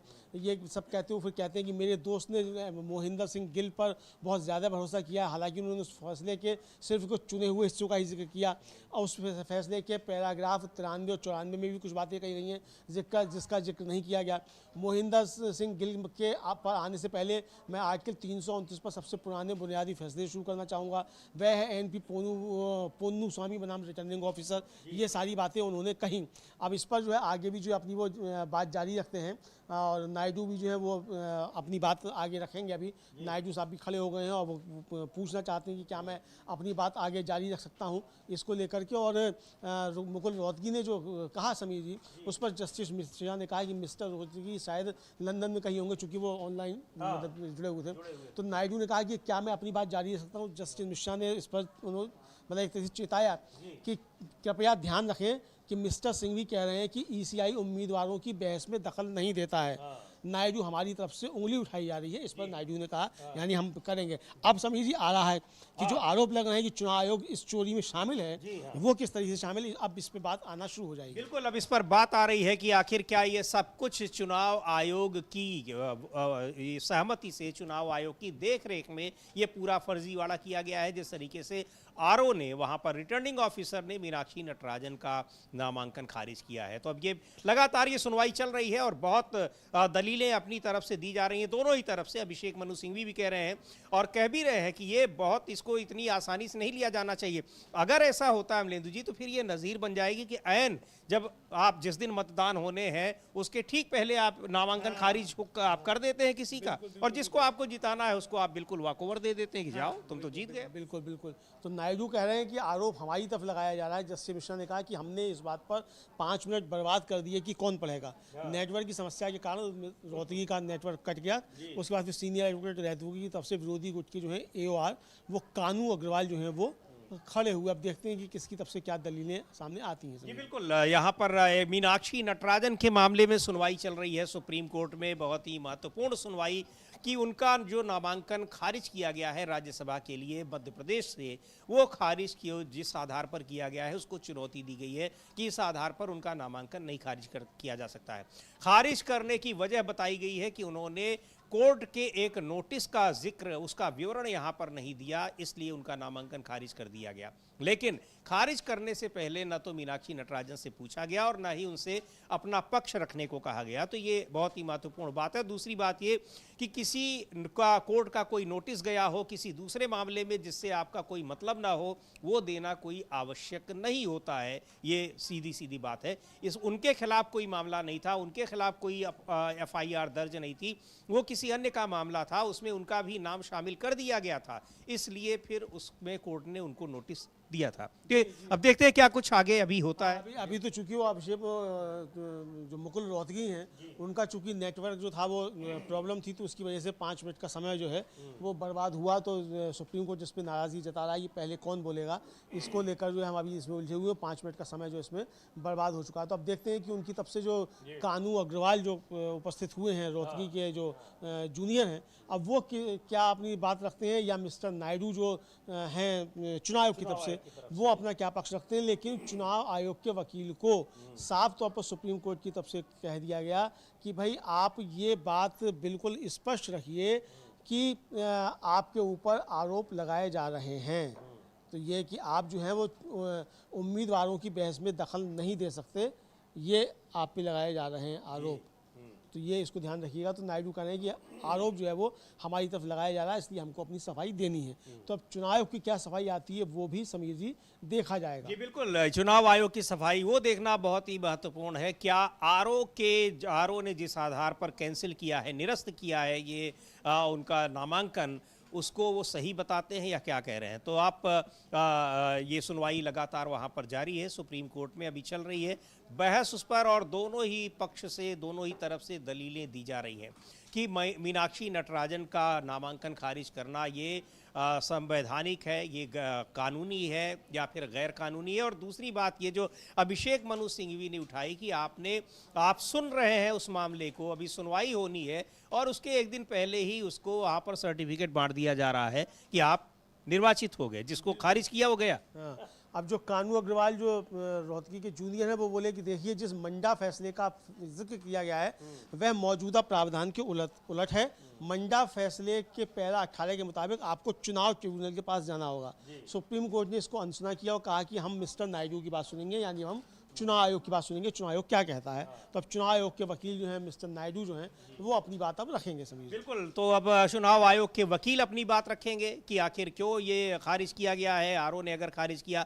और चुनाव आयोग में चूंकि सबसे पहले इसकी शिकायत चुनाव आयोग में ही की गई, उस दिन शिकायत को लिया नहीं गया, वहाँ पर चुनाव आयोग में कोई था नहीं जिसने जो इनसे बात करता। अगले दिन जब गए हैं कांग्रेस पार्टी के नेता, वहाँ पर एक कांग्रेस पार्टी का एक प्रतिनिधिमंडल, तो फिर उनसे कहा गया कि ठीक है हम इसको देखते हैं 2 घंटे में, लेकिन अभी तक उस पर चुनाव आयोग का कोई फैसला नहीं आया है। इधर उनका नामांकन खारिज करने के बाद सर जो जीते हुए कैंडिडेट थे, जो निर्विरोध जीत गए, जो कि अब कोई वहाँ पर चुनाव हुआ नहीं, उनको सर्टिफिकेट भी बांट दिया गया उसी आरओ की तरफ से जिसने मीनाक्षी नटराजन के इस नामांकन को खारिज किया था। हाँ बिल्कुल, जिसने किया था उसी तरफ से। और अभी भी जो है वो अब मिस्टर नायडू जो है वो चुनाव आयोग की तरफ से अपनी दलीलें रखेंगे। अब वो क्या दलीलें रखते हैं वो अभी देखा जाएगा जब वहाँ से कोई शुरू होती है। और उन्होंने दलील रखना चुनाव आयोग की तरफ से शुरू कर दिया है। मिस्टर नायडू जो सीनियर एडवोकेट चुनाव आयोग की तरफ से हैं, और उनका जो मतलब वो अपनी बात रख रहे हैं और कह रहे हैं कि चुनाव आयोग की तरफ से है नायडू कि याचिकाकर्ता का कहना है कि आरओ ने आदेश दिया और हम चुनाव आयोग के पास गए, लेकिन उन्होंने कोई दखल नहीं दिया। कृपया आरपी एक्ट की यानी रिप्रेजेंटेटिव पीपल्स एक्ट की धारा 101C को देखें। यह मामला हाई कोर्ट में चुनावी याचिका के जरिए सुना जाना चाहिए। उन्होंने कहा कि हमने समय से पहले नतीजा घोषित कर दिया। कृपया रिप्रेजेंटेटिव पीपल्स एक्ट की धारा 53 मुकाबले वाले और बिना मुकाबले वाले चुनाव की प्रक्रिया देखें, सब सेक्शन 3 देखें। अगर ऐसे उम्मीदवारों की संख्या सीटों से कम है तो चुनाव आयोग तुरंत घोषणा करेगा। मैं अब मामले के मुख्य बिंदु पर आता हूँ। MS गिल मामले ने रास्ता दिखाया है। इसमें काल्पनिक स्थिति को उदाहरण के तौर पर लिया गया है, यानी अब ये आ गया कि हमने दखल इसलिए नहीं दिया कि चूंकि आरओ ने उसको खारिज कर दिया। तो चुनाव के पास गए तो इसलिए थे कि खारिज गलत किया गया है। वही तो भाई, उसके अगर आरओ ने गलत किया है तो उसके बाद तो फिर चुनाव आयोग ही जाएंगे, उसके बाद कहाँ जाएंगे? सुप्रीम कोर्ट का रास्ता तो तब लिया गया जब वहां पर चुनाव आयोग ने कुछ किया ही नहीं, बात करने से ही मना कर दिया। तो खैर ये चुनाव आयोग के वकील की तरफ से ये दलील दी जा रही है कि क्या कुछ किया गया, लेकिन यहाँ पर अगर वो सुप्रीम को चुनाव आयोग नहीं जाते तो क्या करते? और जब चुनाव आयोग ने नहीं सुना तो फिर सुप्रीम कोर्ट में, हालांकि उसके अगले दिन भी चुनाव आयोग के पास गए, सुप्रीम कोर्ट उसके बाद गए हैं। बिल्कुल बिल्कुल, सुप्रीम कोर्ट तो उसके बाद गए हैं, चुनाव आयोग के पास ही पहले गए। जब चुनाव आयोग ने नहीं सुना तब फिर उसके बाद जो है वो इनके पास गए थे। तो अब जो है अभी मिस्टर नायडू जो हैं वो अपनी बातें रख रहे हैं और आगे नायडू क्या कहते हैं वो भी अपने दर्शकों को भी तुरंत बताते हैं। बिल्कुल, तो ये सीनियर एडवोकेट है नायडू, वो चुनाव आयोग की तरफ से वहां पर पेश हो रहे हैं, अपनी दलीलें दे रहे हैं। और यहाँ पर अभिषेक मनु सिंघवी लगातार मीनाक्षी नटराजन की तरफ से बता रहे हैं कि क्यों कैसे खारिज किया गया, और ये जो नामांकन खारिज किया गया है वो गलत है, ये गैर कानूनी है, इसको इस चुनाव को, निर्वाचन को खारिज किया जाना चाहिए, निरस्त कर दिया जाना चाहिए, यानी दोबारा से वो चुनाव हो। वहाँ पर चूंकि 3 सीटें थीं और तीनों पर ही परिणाम घोषित कर दिए गए और सर्टिफिकेट भी दे दिए गए निर्वाचित होने के। तो बहुत ही महत्वपूर्ण ये सुनवाई चल रही है इस मामले में, किस तरीके से राज्यसभा के निर्वाचन के लिए मीनाक्षी नटराजन जो कांग्रेस उम्मीदवार थी उनका पर्चा खारिज कर दिया गया, नामांकन ही खारिज कर दिया गया, वो भी ऐन मौके पर। वहाँ उनको मौका भी नहीं दिया गया कि आपके नामांकन को खारिज किया जा रहा है, इस पर आपका कुछ कहना है भी नहीं है, आप अपना पक्ष रखिए। हाँ, अब नायडू कह रहे हैं कि पूरी बहस इस आधार पर आगे बढ़ती है कि मोहिंदर सिंह गिल मामले में आर्टिकल 329 के बजाय के बावजूद चुनावी प्रक्रिया के किसी भी स्टेज पर न्यायिक दखल की इजाज़त देते हैं। उस बात के लिए फैसले के पैराग्राफ 34 पर भरोसा किया जाता है। हालांकि पैराग्राफ 34 सिर्फ एक काल्पनिक उदाहरण पर बात करता है। यह हर चुनाव विवाद में दखल देने का अधिकार देने वाला कोई आम सिद्धांत नहीं बताता है। इस मामले में रिटर्निंग ऑफिसर का फैसला कानूनी ढांचे के तहत दिया गया एक क्वासी जुडिशियल फैसला है, यानी आप आके यहाँ आरओ जो है उसको आप बचाव कर रहे हैं। मेरे जानकार दोस्त का मोहिंदर सिंह गिल के कुछ हिस्सों पर भरोसा करना आर्टिकल 329 और रिप्रेजेंटेशन ऑफ पीपल एक्ट में शामिल बड़ी संवैधानिक योजना को ओवरराइड नहीं कर सकता। आपके सामने चुनौती असल में नॉमिनेशन के रिजेक्शन को चुनौती देना है।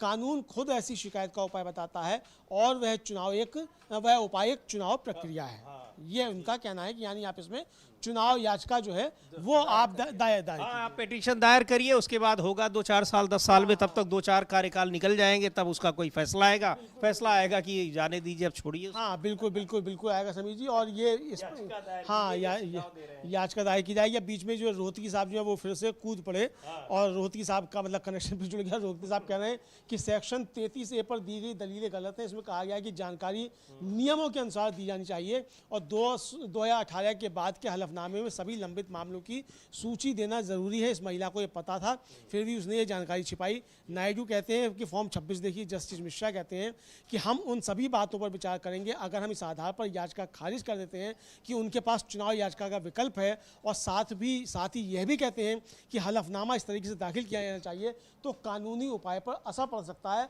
हम पहले यह तय करेंगे कि क्या यह याचिका सुनवाई योग्य है। अब ये बड़ी बात यहाँ आ गई कि अगर आप दोनों दलीलें देंगे, मतलब रोहतगी साहब और नायडू साहब जो हैं कि साहब ये देना चाहिए था और नहीं देना चाहिए था और इसलिए गलत है, और अगर आप फिर ये दलीलें देंगे तो फिर हम कहेंगे ये याचिका आप जो दलील दे रहे हैं वो सही है कि गलत है, तो फिर हम इस पर विचार करेंगे। तो अब यहाँ पे आके थोड़े से फंसते हुए जो है वो रोहतगी साहब और ये सब दिखाई पड़ते हैं। और एसजी मेहता जो है वो स्टेट ऑफ एमपी की तरफ से हैं, मतलब मध्य प्रदेश सरकार की तरफ से हैं, और इस पर जस्टिस मिश्रा ने कहा कि आप इसमें पक्षकार नहीं, आपकी कोई भूमिका नहीं है। जी, अब ये मामला जो है वो चुनाव आयोग और उसका कैंडिडेट क्या हो चुका है, कैंडिडेट का हो चुका है, आपकी इसमें कोई भूमिका नहीं है, इसलिए आप जाके बालकनी में आराम कीजिए।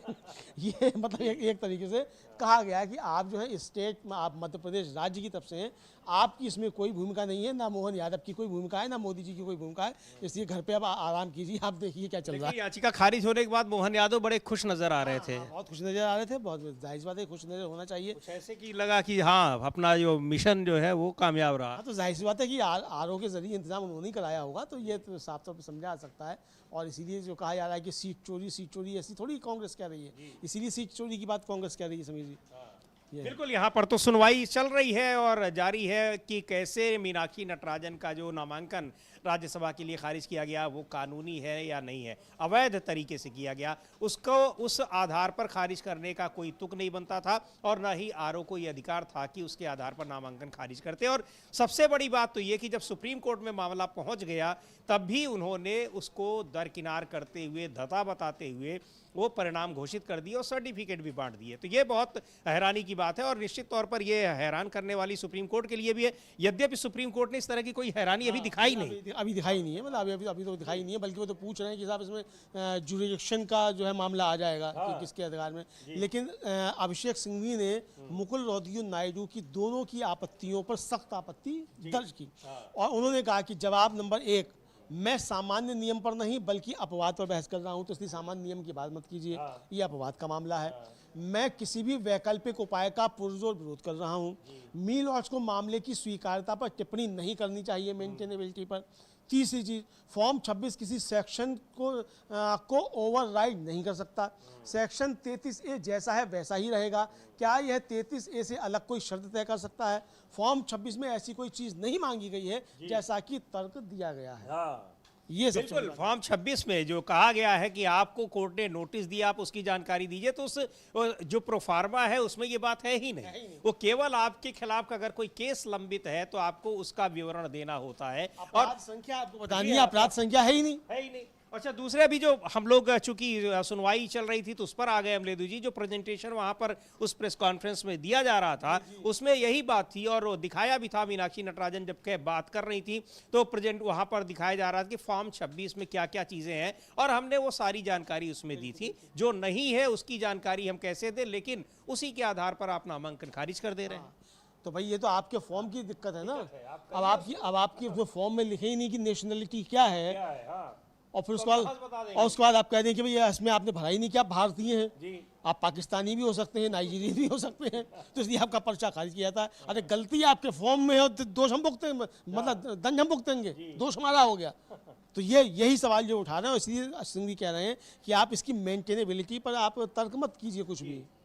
और मैं सामान्य नियम पे नहीं बल्कि अपवाद की बात कर रहा हूं, तो इसलिए ये इनके तर्क गलत है और मेंटेनेबिलिटी की बात है ही नहीं। बिल्कुल, तो यहाँ पर अपनी दलीलें जो है दी जा रही है, लेकिन अभिषेक मनु सिंघवी ने आपत्तियों को खारिज किया। आपत्तियों को क्या, जो अपनी दलीलें दे रहे थे यहाँ पर चुनाव आयोग के वकील, तो उनको कहा कि ये सारी चीज़ें नहीं हैं और ये एक अपवाद का मामला है। अपवाद का मामला है ही, अभी तक तो इस तरह से कभी सुना भी नहीं गया था अमलेंदु जी, या आपको अगर कोई हो जानकारी तो बताएं, हमने तो नहीं सुना था। कभी नहीं, हमने भी नहीं सुना इस का समीर जी, और लंबे समय से पत्रकारिता कर रहे हैं और तमाम अदालतों की कार्रवाई को देखते हैं, तमाम क्रिमिनल केसेस को भी देखते हैं, उसकी रिपोर्टिंग भी करते हैं, सब कुछ किया है। और शुरुआती समीर जी हमारी तो वो क्राइम रिपोर्टिंग से हुई, जो पहला प्रशिक्षण गए बैग उठाकर कागज और डायरी लेकर जो क्राइम की रिपोर्टिंग करने के लिए गए, पॉलिटिकल रिपोर्टिंग बाद में शुरू की।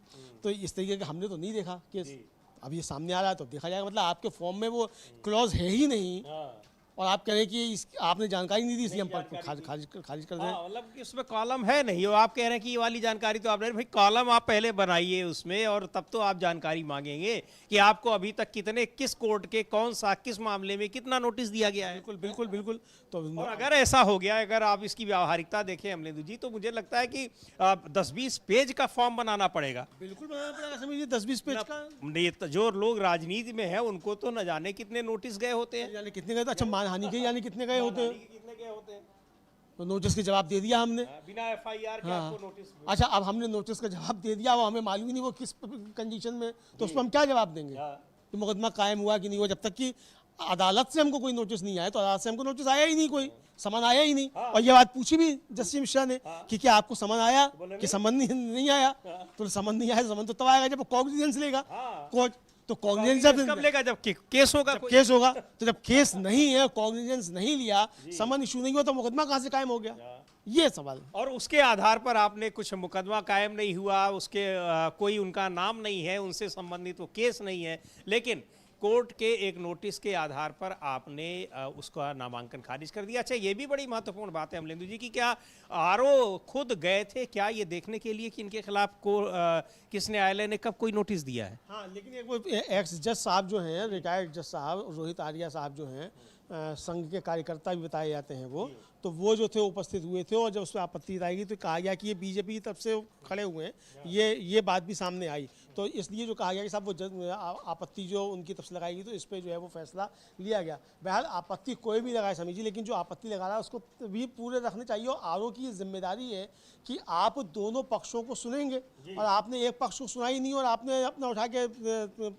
खारिज कर दिया। वही मेन पक्ष है कि भाई उसी के खिलाफ आप एक्शन लेने जा रहे हैं और उसको आप बता भी नहीं रहे हैं कि हम क्यों एक्शन ले रहे हैं, सीधे आपने उसका नामांकन खारिज कर दिया कि अब आप जाओ, चुनाव आप लड़ ही नहीं सकते हो। हाँ, अब यहाँ जो है वो फॉर्म को प्रस्तुत कर रहे हैं अभिषेक सिंह जी, और कह रहे हैं जो फॉर्म का सेक्शन 33A पढ़ें, इस सेक्शन के तहत कैंडिडेट को एक्ट और रूल्स के तहत ज़रूरी जानकारी के अलावा और भी जानकारी देनी होती है।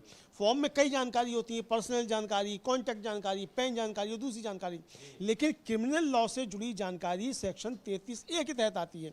फॉर्म कानूनी ज़रूरतों को बढ़ा नहीं सकता, सेक्शन को खुद पढ़ना होगा। अगर आप सेक्शन 33 से पढ़ेंगे तो जवाब साफ हो जाएगा, कानून खुद बोलता है, ये अभिषेक मनु सिंघवी की तरफ से कहा गया है। तो बिल्कुल, तो वो फॉर्म 26 सीधे दिखा रहे हैं कि अगर कोर्ट ने नहीं देखा है तो भी देख लें कि आखिर यहाँ किस जगह वो अपनी नोटिस वाली जानकारी देता, नोटिस वाली जानकारी कहाँ से देता, तो ये इस पे आ रहे हैं। और सिंघवी जो है आगे अब पूछ रहे हैं, चूंकि अदालत ने भी कुछ सवाल सिंघवी से किए थे, तो सिंघवी अब उसका जवाब देते हुए कह रहे हैं कि भाई मीलॉर्ड्स, आपने पूछा था कि क्या सुप्रीम कोर्ट या हाई कोर्ट ऐसा कोई केस है जिसमें गलत तरीके से रिजेक्शन हुआ और उसे रद्द किया जा सके। तो उन्होंने कहा कि चुनाव आयोग ने पटेल के मामले में ठीक यही किया था, और नायडू के क्लाइंट का व्यवहार निंदनीय है। उन्होंने अपनी ड्यूटी नहीं निभाई। एक ऐसा आदेश देखिए जिसमें उन्होंने आरओ के आदेश को पलट दिया था, इसे ध्यान में रखते हुए कि कमीशन ने एक वीडियो रिकॉर्डिंग हासिल की। तो जस्टिस मिश्रा कह रहे हैं कि आप यह क्यों पढ़ रहे हैं? तो सिंघवी ने कहा क्योंकि उनके पास अधिकार है और हम उनके पास गए थे और उन्होंने कुछ नहीं किया, इसलिए चुनाव आयोग में बिल्कुल, चूंकि चुनाव जी छोड़ दीजिए सारी बातें। अनिल मसीह वाले मामले में सुप्रीम कोर्ट नहीं पलटा था जी हाँ फैसला, सारे कागज मंगा लिए थे, उसमें भी हो चुका था फैसला, उसको ही पलट दिया था। और मुझे पता नहीं कि अभिषेक सिंघवी ने अनिल मसीह के मामले का जिक्र क्यों नहीं किया। उसका जिक्र नहीं किया है, अभी तक तो नहीं दिखाई पड़ रहा है, आगे हो सकता है कि उसको करें भी। लेकिन यहाँ पर जो दलीलें दी जा रही हैं और फॉर्म 26 का जो फॉर्मेट है, प्रोफार्मा है, उसको भी कोर्ट के सामने अभिषेक मनु सिंघवी ने दिखाया है कि आखिर जिस जानकारी के न होने के आधार पर नॉमिनेशन रिजेक्ट किया गया है, वो जानकारी इस फॉर्म में कहाँ भरी जाएगी। अब अदालत खुद ही बता दे, अब आरओ तो बता रहे हैं, लेकिन अदालत बता दे, कोर्ट बता दे कहाँ भरी जाए। बिल्कुल सही बात है। अदालत जब इतना सवाल पूछ रही, ये सवाल भी पूछ ले, चुनाव से पूछे, चुनाव खड़ा हुआ है वहाँ। अच्छा, मान लीजिए कि कहीं एक कोने में अपने से कोई लिख दे कि हाँ हमको एक बार नोटिस मिला है, तो हाँ वो ओवरराइट हो जाएगा। ओवरराइट हो गया तो खाली हो जाएगा कि आपने इसमें आपने क्या भर दिया, कैसे कर दिया, तो खारिज कर देंगे आप। तो भाई ये असली मसला जो आया है सुप्रीम कोर्ट को। कह रहे थे जीतू पटवारी की ये मतलब इस तरह की चीजें तो पंचायत चुनाव छोड़ दीजिए अमलेंदु जी, इस कॉलेज वालेज में, यूनिवर्सिटी वगैरह में जो संघ, छात्र संघ वगैरह के चुनाव होते हैं, उन जगहों पर भी ऐसी चीजें नहीं होती, या कुछ ऐसे जो डेमो टाइप की चीजें होती, वहां भी ऐसा नहीं होगा कि आपका फॉर्म में कॉलम ही नहीं है और आप कह दें कि आपने इसको भरा ही नहीं है। अरे भरेगा कहाँ, जब वो जानकारी मांगने की जगह होगी वहां तो भरी जाएगी। बिल्कुल बिल्कुल बिल्कुल सही बात है समीर जी, वहाँ तो भरी जाएगी। और इसको लेकर उन्होंने कहा, और ये मामला जो है आया और अभिषेक मनु सिंघवी ने जो था वो पटेल का मामला रखा और सुप्रीम कोर्ट ने पूछा कि आप इसे क्यों पढ़ रहे हैं। उनका कि इसलिए पढ़ रहे हैं कि चूंकि चुनाव आयोग के पास अधिकार था इसको करने का, हम इनके पास गए, उन्होंने इसका इस्तेमाल नहीं किया और आयोग के बचाव में यहाँ आ गए। तो सही बात है बिल्कुल कि आपके पहले दिन तो आपने सुना ही नहीं, दूसरे दिन आपने जब उनकी शिकायत सुनी भी और कहा भी, तो उसी दिन वो क्या कर रहे हैं कि वो सीधे सीधे अपना फैसला ले रहे हैं, उनको प्रमाण पत्र दे रहे हैं, सर्टिफिकेट दे रहे हैं। तो आखिर इस स्थिति में कहाँ जाएं? और ये भी तब सर्टिफिकेट दे रहे हैं जब कोर्ट ने उस मामले को एडमिट कर लिया है और अगले दिन सुनवाई की तारीख तय की है। बिल्कुल अगली सुनवाई की तारीख भी तय कर दी है समीर जी, और सुनवाई की तारीख ही तय नहीं है, बल्कि ये मालूम है कि उसको लिस्ट किया जा चुका है। लिस्ट करने का ही मतलब ये है कि यह आप सुप्रीम कोर्ट के संज्ञान में ये आ चुका है, यानी जेरे बहस है। तो इस पर वैसे भी आप आगे नहीं बढ़ सकते, लेकिन आप कहने, अब आप वहाँ बताने कि साहब रिप्रेजेंटेशन ऑफ पीपुल्स एक्ट है, उसमें अगर पर्चा खारिज हो जाएगा तो जो है उसको उसी समय करना पड़ेगा और ये सब जगह किया गया। भाई ये मामला ही अलग है कि आपने जो पर्चा खारिज किया वो पर्चा गलत तरीके से खारिज किया और ये मामला सुप्रीम कोर्ट में पहुंचा हुआ है। तो ये है, अब बाकी देखते हैं अब सुप्रीम कोर्ट। बिल्कुल, अभी वहां पर दलीलें लगातार चल रही हैं, एक बहस, बहुत गर्मा गर्म बहस चल रही है और अभिषेक मनु सिंघवी पूरी वो तमाम तथ्य, तमाम जो पुराने फैसले, वो सब कोर्ट के सामने रख रहे हैं और बता रहे हैं कि कैसे ये गैर कानूनी ही नहीं है, ये एक तरह से एक ऐसा काम किया गया है जो लोकतंत्र की, संविधान की धज्जियां उड़ाकर रख देता है। बिल्कुल ये अनिल मसीह वाले मामले से भी कहीं बड़ा ये मामला है। हाँ, ये बड़ा मामला है। एक तरह से कहा समझिए कि पूरी चुनावी प्रक्रिया का जो है अनिल मसीहीकरण किया जा रहा है। ये आप समझ सकते हैं कि अब अभिषेक मनु सिंघवी ने आगे कहा कि भाई योर लॉर्डशिप ने वह सवाल उठाया जो इस मामले में सबसे ज़्यादा जरूरी लगता है। सवाल यह था कि क्या कोई ऐसा मामला है जहां किसी कोर्ट या कॉन्स्टिट्यूशनल अथॉरिटी ने यह माना हो कि कोई नॉमिनेशन गलत तरीके से रिजेक्ट किया गया था, रिएक्शन को रद्द किया हो, कैंडिडेट को चुनाव लड़ने की इजाज़त दी हो? जवाब है हाँ। इलेक्शन कमीशन ने खुद जो चुनावी प्रोसेस का कॉन्स्टिट्यूशनल कस्टोडियन है मिस्टर पटेल के मामले में ठीक यही किया। यही एक वजह है कि हमने इस मामले में इलेक्शन कमीशन से संपर्क किया। हमने इलेक्शन कमीशन के सामने उसी फैसले का जिक्र किया, लेकिन यहाँ जो हुआ वही है कि इलेक्शन कमीशन अपनी कॉन्स्टिट्यूशनल जिम्मेदारी निभाने में नाकाम रहा। मेरे जानकार दोस्त के क्लाइंट ने पूरे सम्मान के साथ इस तरीके के मामले में एक कॉन्स्टिट्यूशनल अथॉरिटी से उम्मीद के मुताबिक काम नहीं किया। यह एक टाइम सेंसिटिव केस था। इलेक्शन कमीशन को खासतौर पर एक मिसाल दिखाई गई थी जहां दखल दिया गया था और रिटर्निंग ऑफिसर के फैसले को पलट दिया गया था। असल में उस केस ने दखल के लिए मौजूदा केस के मुकाबले कहीं ज़्यादा मौजूद फैक्ट्स का आधार पेश किया था। फिर भी इलेक्शन कमीशन ने कोई एक्शन नहीं लिया। आज हमें यह बताया जा रहा है कि पिटीशनर बाद में इलेक्शन पिटीशन कर सकता है, लेकिन इलेक्शन कमीशन ने खुद सही मामले में इलेक्शन प्रोसेस के दौरान दखल दिया है और नॉमिनेशन के गलत रिएक्शन को ठीक किया है। इसलिए कॉन्स्टिट्यूशन पावर्स चुनाव आयोग के पास मौजूद हैं। मतलब ये सीधे सीधे जो चुनाव आयोग का कहना है कि हमने इसलिए आपकी बात नहीं सुनी कि अब आप जाइए पिटीशन दाखिल कीजिए और उसकी सुनवाई होगी। यानी आप हर काम के लिए, फिर वही बात होती है कि आप हर काम के लिए हाई कोर्ट और सुप्रीम कोर्ट का रुख करिए और यहाँ पर आयोग अपना काम नहीं करेगा। रिटर्निंग ऑफिसर ने जो कर दिया है अब आप उसके लिए कुछ आप नहीं कर सकते। फिर ऐसे तो हर चुनाव में वो विपक्षी सदस्यों का नामांकन खारिज करेगा, चुनाव हो जाएगा, सर्टिफिकेट बांट देगा और जो हारे हुए हैं वो जाके अपना कोर्ट में लड़ते रहें। जी बिल्कुल समीर जी, और अब बड़ी खबर ये आ रही है कि जस्टिस मिश्रा ने कहा कि आप आर्टिकल 32 के तहत राहत के लिए चुनाव आयोग के आदेश पर भरोसा कर रहे हैं। मिलर्स को इस अन्याय को जारी नहीं रहने देना चाहिए। अब आदेश जो है वो दिया जा रहा है, सुनवाई पूरी हो चुकी है, आदेश दिया जा रहा है। याचिकाकर्ता ने रिटर्निंग अफसर के उस आदेश को चुनौती दी है जिसमें एमपी में राज्यसभा सीटों के उपचुनाव के लिए 9/6/26 को उसका नॉमिनेशन खारिज कर दिया गया। आईएनसी की उम्मीदवार होने के नाते याचिकाकर्ता ने अपना नॉमिनेशन दाखिल किया था, लेकिन विवादित आदेश के तहत इसे इस आधार पर खारिज कर दिया गया कि उसने फॉर्म 26 में अपने खिलाफ चल रहे कोर्ट केस की जानकारी नहीं दी थी, जिससे अधूरा हलफनामा दाखिल हुआ। यह भी बताया गया है कि कोर्ट ने दर्ज शिकायत का संज्ञान लिया है और उसे पेश होने के लिए समन भी जारी किए गए हैं। इसलिए मामला कोर्ट में लंबित है और याचिकाकर्ता ने मजिस्ट्रेट के सामने अपना लिखित बयान दाखिल किया है, इसलिए इसे इसकी पूरी जानकारी है।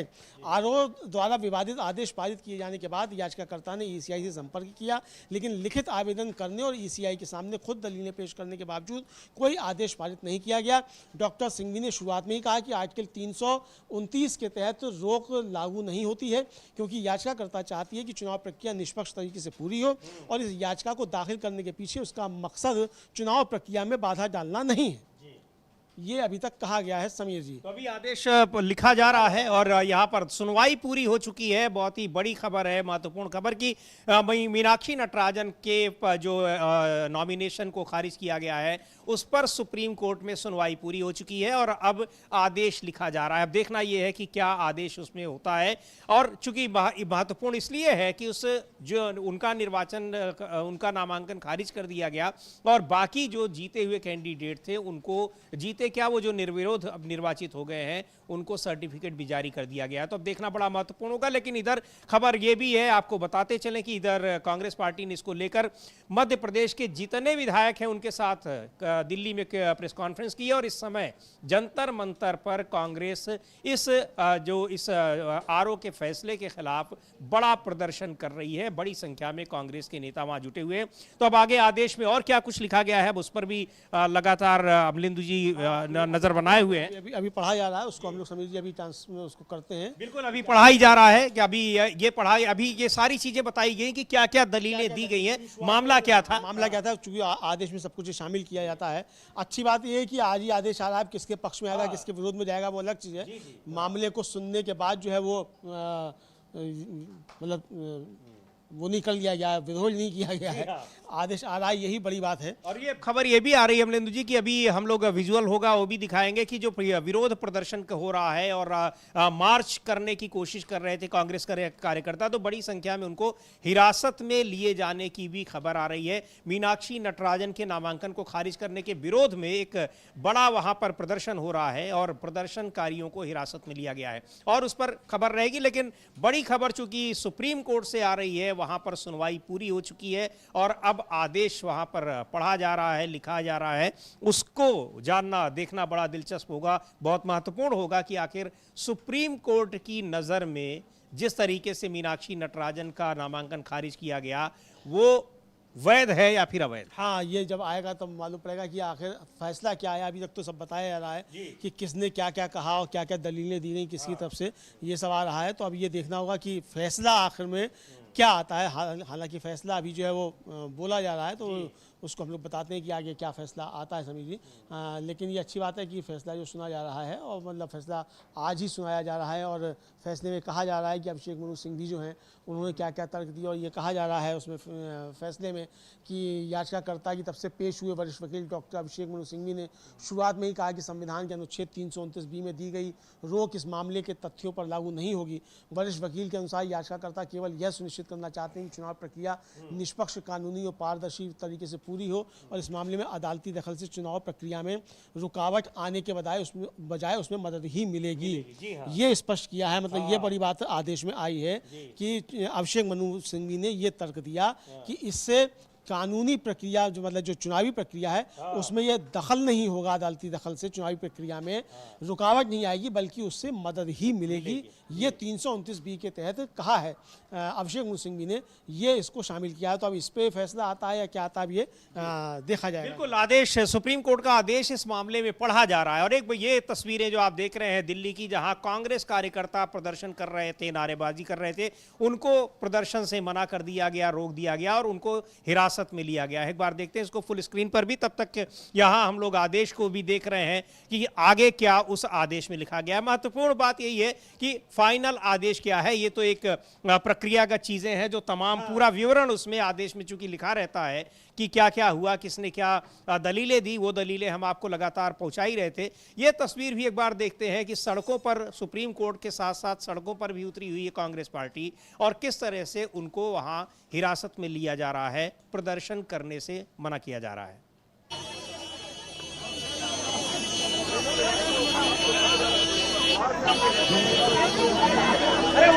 चलो भैया, लेडीज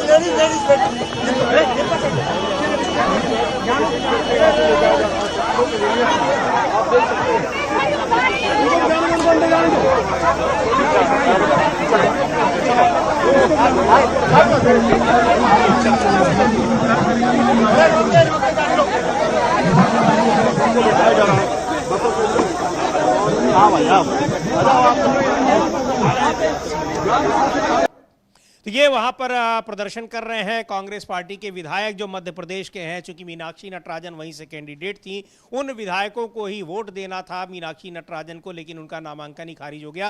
तो ये विधायकों के साथ कांग्रेस पार्टी के जो विधायक हैं ये राष्ट्रपति से मिलने की कोशिश कर रहे थे, वहां जा रहे थे राष्ट्रपति भवन की ओर, लेकिन उनको हिरासत में ले लिया गया। इधर जी हाँ, बड़ी खबर आ गई है। बड़ी खबर ये है कि आदेश में साफ कहा गया है कि सेक्शन 33A के अनुसार जानकारी देना तब जरूरी होता है जब मामला 2 साल की सजा वाला हो या जब आरोप तय किए गए हो। चूंकि इस मामले में अभी संज्ञान कॉग्निजेंस लेना और आरोप तय करना बाकी है, इसलिए ऐसा कोई उल्लंघन नहीं हुआ है, और इस तरह याचिका को खारिज करना साफ तौर पर गैर कानूनी और मनमाना है। MS गिल और अन्य 1977 तथा चुनाव आयोग बनाम अशोक कुमार के मामले में तय किए गए कानून का हवाला देते हुए यह भी कहा गया है कि संविधान चुनाव विवाद पर सुनवाई करने पर पूरी रोक नहीं लगाता जब मांगी गई राहत चुनाव प्रक्रिया में बाधा डालने के लिए नहीं बल्कि कानून के अनुसार चुनाव को सुचारू रूप से पूरा करने के लिए हो। इसके विपरीत रोहतगी नायडू और SG मेहता ने केवल इस मांग का बल्कि याचिका के सुनवाई योग्य होने का भी जोरदार विरोध किया।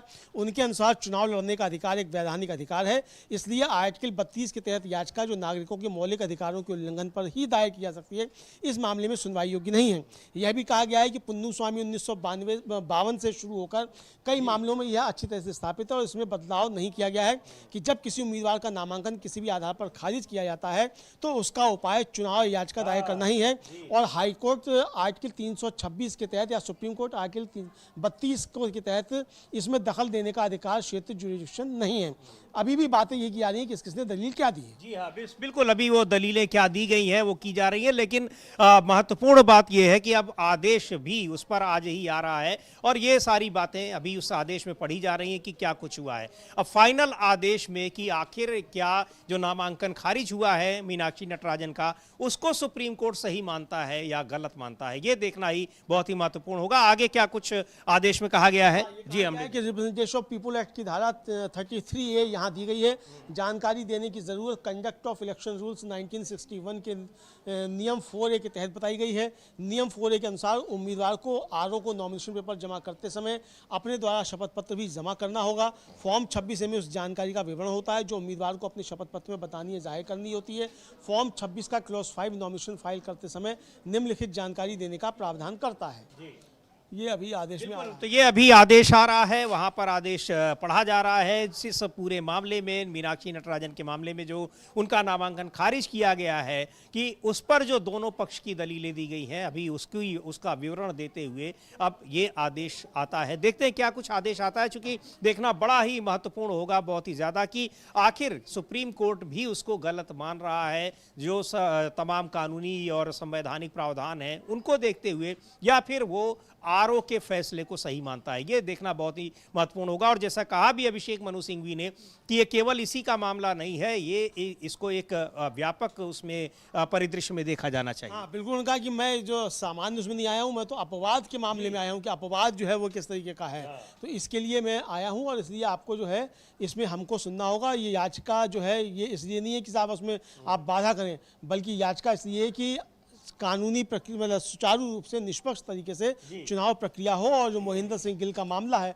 उसमें सुप्रीम कोर्ट ये पहले ही आदेश दे चुका है कि इस तरीके के मामलों में सुप्रीम कोर्ट हस्तक्षेप कर सकता है और चुनाव के फैसलों को, आरोप के फैसले को बदल सकता है। बिल्कुल, यहाँ पर चूंकि जो चुनाव आयोग की तरफ से पेश हुए वकील हैं, उनकी दलील थी कि उनके पास ये मौका था कि वो याचिका दायर करते सुप्रीम कोर्ट में अगर उनका नामांकन रद्द हुआ है। लेकिन अभी जब प्रक्रिया चल ही रही है तब तो फिर वो चुनाव आयोग से शिकायत करने गए, और यही काम कांग्रेस पार्टी के नेताओं ने किया। वो गए, शिकायत की, लेकिन शिकायत पर कोई सुनवाई नहीं हुई। सुप्रीम कोर्ट में गए, सुप्रीम कोर्ट में मामला जाने के बाद सुप्रीम कोर्ट ने उसको सुनने के लिए तारीख तय की, उसके बाद भी कहाँ पर उस चुनाव के नतीजे घोषित कर दिए गए। तो ये भी एक, अभी इस पर नहीं कोई टिप्पणी आई है कि ये काम अगर आरओ ने किया है तो ये काम उसका जो है वो सुप्रीम कोर्ट की अवमानना के तहत आता है या नहीं आता। हाँ, इस पर भी देखना होगा समीर जी, चूंकि अगर अभिषेक मनु सिंघवी बहुत गंभीरता से बहुत उसको पॉइंट आउट कर रहे हैं। बहुत जब पॉइंट आउट कर रहे थे, क्या भी रहे थे कि भाई ऐसे आरओ को नौकरी से बर्खास्त क्यों नहीं कर दिया जाए, जबकि उसे मालूम है कि ये मामला सुप्रीम कोर्ट में लंबित है और आप उसमें जारी कर दे रहे हैं आदेश। हालांकि उसका बचाव, आरओ का बचाव जो है वो चुनाव आयोग में किया जाकर। जी हाँ, तो इस पर जो है, इस पर भी सवाल है कि चुनाव आयोग, इसका मतलब चुनाव आयोग मिला हुआ। और अभिषेक मनु सिंह भी यही कह रहे हैं कि भाई हम तो चुनाव आयोग के पास गए थे, इनके पास शक्तियां थी कि ये अपना उस शक्ति का इस्तेमाल करते हैं, उन्होंने पहले भी किया है, लेकिन इन्होंने उस शक्ति का इस्तेमाल नहीं किया, हमारी बात सुनी ही नहीं, तो ये बिना सुने इसको कर दिया। तो इस पर देखते हैं आगे क्या आदेश आगे आता है।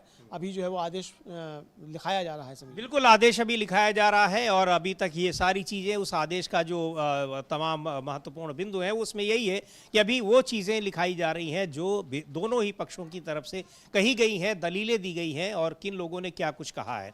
आदेश का जो फाइनल जो एक बात होगी वो ये होगी कि उस पर फैसला क्या ले रहा है सुप्रीम कोर्ट दोनों पक्षों को सुनने के बाद। अभी वो सबसे बाद में वो बात निकल कर आएगी भी, लेकिन जो दलीलें दी गई हैं बहुत ही मजबूत और महत्वपूर्ण दलीलें हैं जो अभिषेक मनु सिंघवी ने दी कि कैसे बिना किसी ग्राउंड के, बिना किसी आधार के ये नामांकन खारिज कर दिया गया। फॉर्म 26 भी दिखाया उन्होंने कोर्ट में, जहां पर जिस जानकारी के आधार पर नामांकन खारिज किया गया है उस जानकारी को उस फॉर्मेट में मांगा ही नहीं गया। बिल्कुल, और आदेश में आगे कहा गया कि प्रतिवादियों के वकील के अनुसार याचिकाकर्ता को उन सभी लंबित आपराधिक मामलों की जानकारी देनी थी, चाहे वे किसी भी चरण में हो। यह जरूरी नहीं कि केवल उन्हीं मामलों का खुलासा किया जाए जिनमें संज्ञान लिया गया हो या आरोप तय किए गए हों। यह कहा गया कि फॉर्म 26 के क्लॉज 5 के तहत जरूरी जानकारी ना देने पर नामांकन रद्द हो सकता है और उन्होंने कोई गलती नहीं की है। पुन्नू स्वामी मामले में इस अदालत ने यह सिद्धांत तय किया था। चुनाव से जुड़े सभी विवादों में सिद्धांत का पालन किया गया। जब भी चुनाव प्रक्रिया के दौरान इस अदालत ने हाईकोर्ट के अधिकार क्षेत्र का इस्तेमाल करने की कोशिश की गई है, तो हर बार इस अदालत ने अनुच्छेद 329 के सिद्धांतों को ध्यान में रखते हुए ऐसी कोशिश को खारिज कर दिया है। सिंघवी की इस दलील को स्वीकार नहीं किया जा सकता कि इस अदालत को कमी को दूर करने के लिए दखल देना चाहिए, वरना चुनाव प्रक्रिया की पवित्रता प्रभावित होगी। पुन्नू स्वामी मामले को देखते हुए ऐसा नहीं किया जा सकता। अगर यह अदालत ऐसे मामलों की पहचान करने के लिए ऐसी दलीलों को स्वीकार करती है जिनमें दखल देना जरूरी है और दूसरे मामलों में जहां नामांकन रद्द करना गलत नहीं है, तो यह अदालत एक ऐसा सिद्धांत लागू कर रही होगी जिसका अनुच्छेद 329 में कोई प्रावधान नहीं है। ये विपक्षियों की तरफ से दलील दी गई, ये आदेश में आया है। जी बिल्कुल, ये उनकी दलीलों का जिक्र किया गया है कि उन्होंने क्या कुछ कहा है, जो अभिषेक मनु सिंघवी जो कह रहे थे उसके विरोध में वो क्या अपना पक्ष रख रहे थे किस तरीके से। तो अभी वही आदेश इसमें ये आ रहा है और फाइनल आदेश का जो कुछ है उसको लगातार वो वहाँ पर लिखाया जा रहा है। फाइनल आदेश अब आदेश भी आ गया है समीर जी, और कहा गया है कि ऐसी किसी भी व्याख्या को बढ़ावा नहीं दिया जाएगा जिसके तहत ये अदालत नामांकन पत्र खारिज करने के मामलों में दखल दे, जबकि अन्य मामलों में चुनाव याचिका दायर करने का विकल्प खुला है। इस नजरिए से हम इस मामले में दखल देने के इच्छुक नहीं हैं और इसलिए इसे खारिज करते हैं। आदेश इस मामले में की गई कोई भी टिप्पणी केवल मामले को समझने के उद्देश्य से है और यदि चुनाव याचिका दायर की जाती है तो उस पर इसका कोई असर नहीं पड़ेगा। यानी कि मीनाक्षी नटराजन की याचिका सुप्रीम कोर्ट ने खारिज कर दी है। ये बड़ी खबर है कि सुप्रीम कोर्ट से मीनाक्षी नटराजन की वो याचिका खारिज हो गई है जिसमें उन्होंने अपने नामांकन को खारिज करने को चुनौती दी थी। उन्होंने कहा था कि ये गैर कानूनी तरीके से उनके नामांकन को खारिज किया गया है, तमाम दलीलें दी, लेकिन फाइनल जो आदेश आया सुप्रीम कोर्ट का, सुप्रीम कोर्ट ने आरओ की ही बातों पर एक तरीके से मोहर लगा दी कि उनके अगर नामांकन को खारिज किया गया है तो वो गलत नहीं है, यानी मीनाक्षी नटराजन की याचिका को खारिज कर दिया गया है। तो अब सुप्रीम कोर्ट से तो याचिका ये खारिज हो गई और ये अभी की बड़ी खबर है, सुप्रीम कोर्ट से मीनाक्षी नटराजन की याचिका खारिज हो गई जो चुनौती उन्होंने दी थी आरओ के फैसले को। और अब वहां पर दूसरी तरफ सड़कों पर भी उतरे हुए हैं कांग्रेस पार्टी के लोग, लेकिन बड़ी खबर यही है कि सुप्रीम कोर्ट ने उनकी बातों को, उनकी दलीलों को जो वहां पर पेश की गई उनको महत्व नहीं दिया और याचिका खारिज कर दी। बिल्कुल बिल्कुल, याचिका खारिज कर दी और इसको कोई जो था वो नहीं किया गया, मतलब उनकी बातों को नहीं माना गया और इनकी याचिका जो है वो मीनाक्षी नटराजन की वो सुप्रीम कोर्ट ने खारिज कर दी है। इस समय की बड़ी खबर समीर जी यही आ रही है। बिल्कुल, तो यहाँ पर बड़ी खबर है सुप्रीम कोर्ट से कि मीनाक्षी नटराजन की याचिका खारिज कर दी गई। कांग्रेस पार्टी की राज्यसभा उम्मीदवार थी मध्य प्रदेश से, उनके नामांकन को खारिज कर दिया था आरओ ने, ये कहते हुए कि उन्होंने कुछ जानकारी जो उनको एक कोर्ट से नोटिस मिला था वो जानकारी छिपाई थी। यद्यपि कांग्रेस पार्टी का कहना था, मीनाक्षी नटराजन का भी, कि उस जानकारी को देने का कोई कॉलम उस फॉर्म में नहीं था। बहुत सारी बातें हुई जो हम लोग लगातार चर्चा कर रहे थे कि सुप्रीम कोर्ट में कैसे वो दलीलें दी गई। अभिषेक मनु सिंघवी पेश हुए मीनाक्षी नटराजन की तरफ से, लेकिन सुप्रीम कोर्ट ने आखिरकार मीनाक्षी नटराजन की याचिका को खारिज कर दिया और आरओ के फैसले पर एक तरीके से मोहर लगा दी है। तो अब क्या कुछ इस पर आगे होता है देखना बड़ा महत्वपूर्ण होगा, क्योंकि कांग्रेस पार्टी सड़कों पर भी उतरी है और कांग्रेस पार्टी के जितने विधायक हैं मध्य प्रदेश से वो सारे मिलने जा रहे थे राष्ट्रपति से और अपनी समस्या को लेकर वहां उनको हिरासत में ले लिया गया है। उनका प्रदर्शन चल रहा है जंतर मंतर पर और विधायक, चूंकि कांग्रेस कार्यकर्ताओं का इस समय प्रदर्शन हो रहा है, विधायक मिलने के लिए जा रहे थे राष्ट्रपति के पास जिनको हिरासत में लिया गया है। लेकिन बड़ी खबर इस समय जो सुप्रीम कोर्ट से है जिसमें याचिका खारिज कर दी गई है। अब आगे अब ये देखना अमलेंदु जी की अब जो तमाम दलीलें दी गई हैं, यानी कुल मिलाकर अब ये माना जाए कि आरओ ने जो किया, चाहे उनको अपना पक्ष रखने का मौका भी नहीं दिया, जो भी किया, कहाँ अभिषेक मनु सिंघवी ये मांग कर रहे थे कि उस आरओ को बर्खास्त कर दिया जाए, नौकरी से निकाल दिया जाए, कहाँ उसने जो कुछ किया था उसके फैसलों पर सुप्रीम कोर्ट ने भी मुहर लगा दी। तो जाहिर सी बात है कि अब तो आगे भी इस तरह के अगर केस होंगे तो फिर मनोबल और बढ़ेगा ही। बिल्कुल, ये समीर जी, सुप्रीम कोर्ट, मतलब मैं देख रहा था वो महमूद पराचा हैं, वो कह रहे थे कि सुप्रीम कोर्ट मत जाओ। मतलब कई मामलों में कह चुके कि सुप्रीम कोर्ट मत जाओ, सुप्रीम कोर्ट इसी तरीके का काम करेगा। तो ये सामने आया सुप्रीम कोर्ट इसी तरीके का काम करेगा। अभी हमने देखा एसआईआर पर सुप्रीम कोर्ट का जो फैसला आया वो किस तरीके का था, अब इस मामले में फैसला आया। हालांकि एक टिप्पणी आखिर में सुप्रीम कोर्ट ने जोड़ी है कि ये केवल हमने चुनाव प्रक्रिया में बीच में हम नहीं दखल करें, ये फैसला है, इसका चुनाव की पिटीशन जो रिट पिटीशन उस पर कोई असर नहीं पड़ेगा।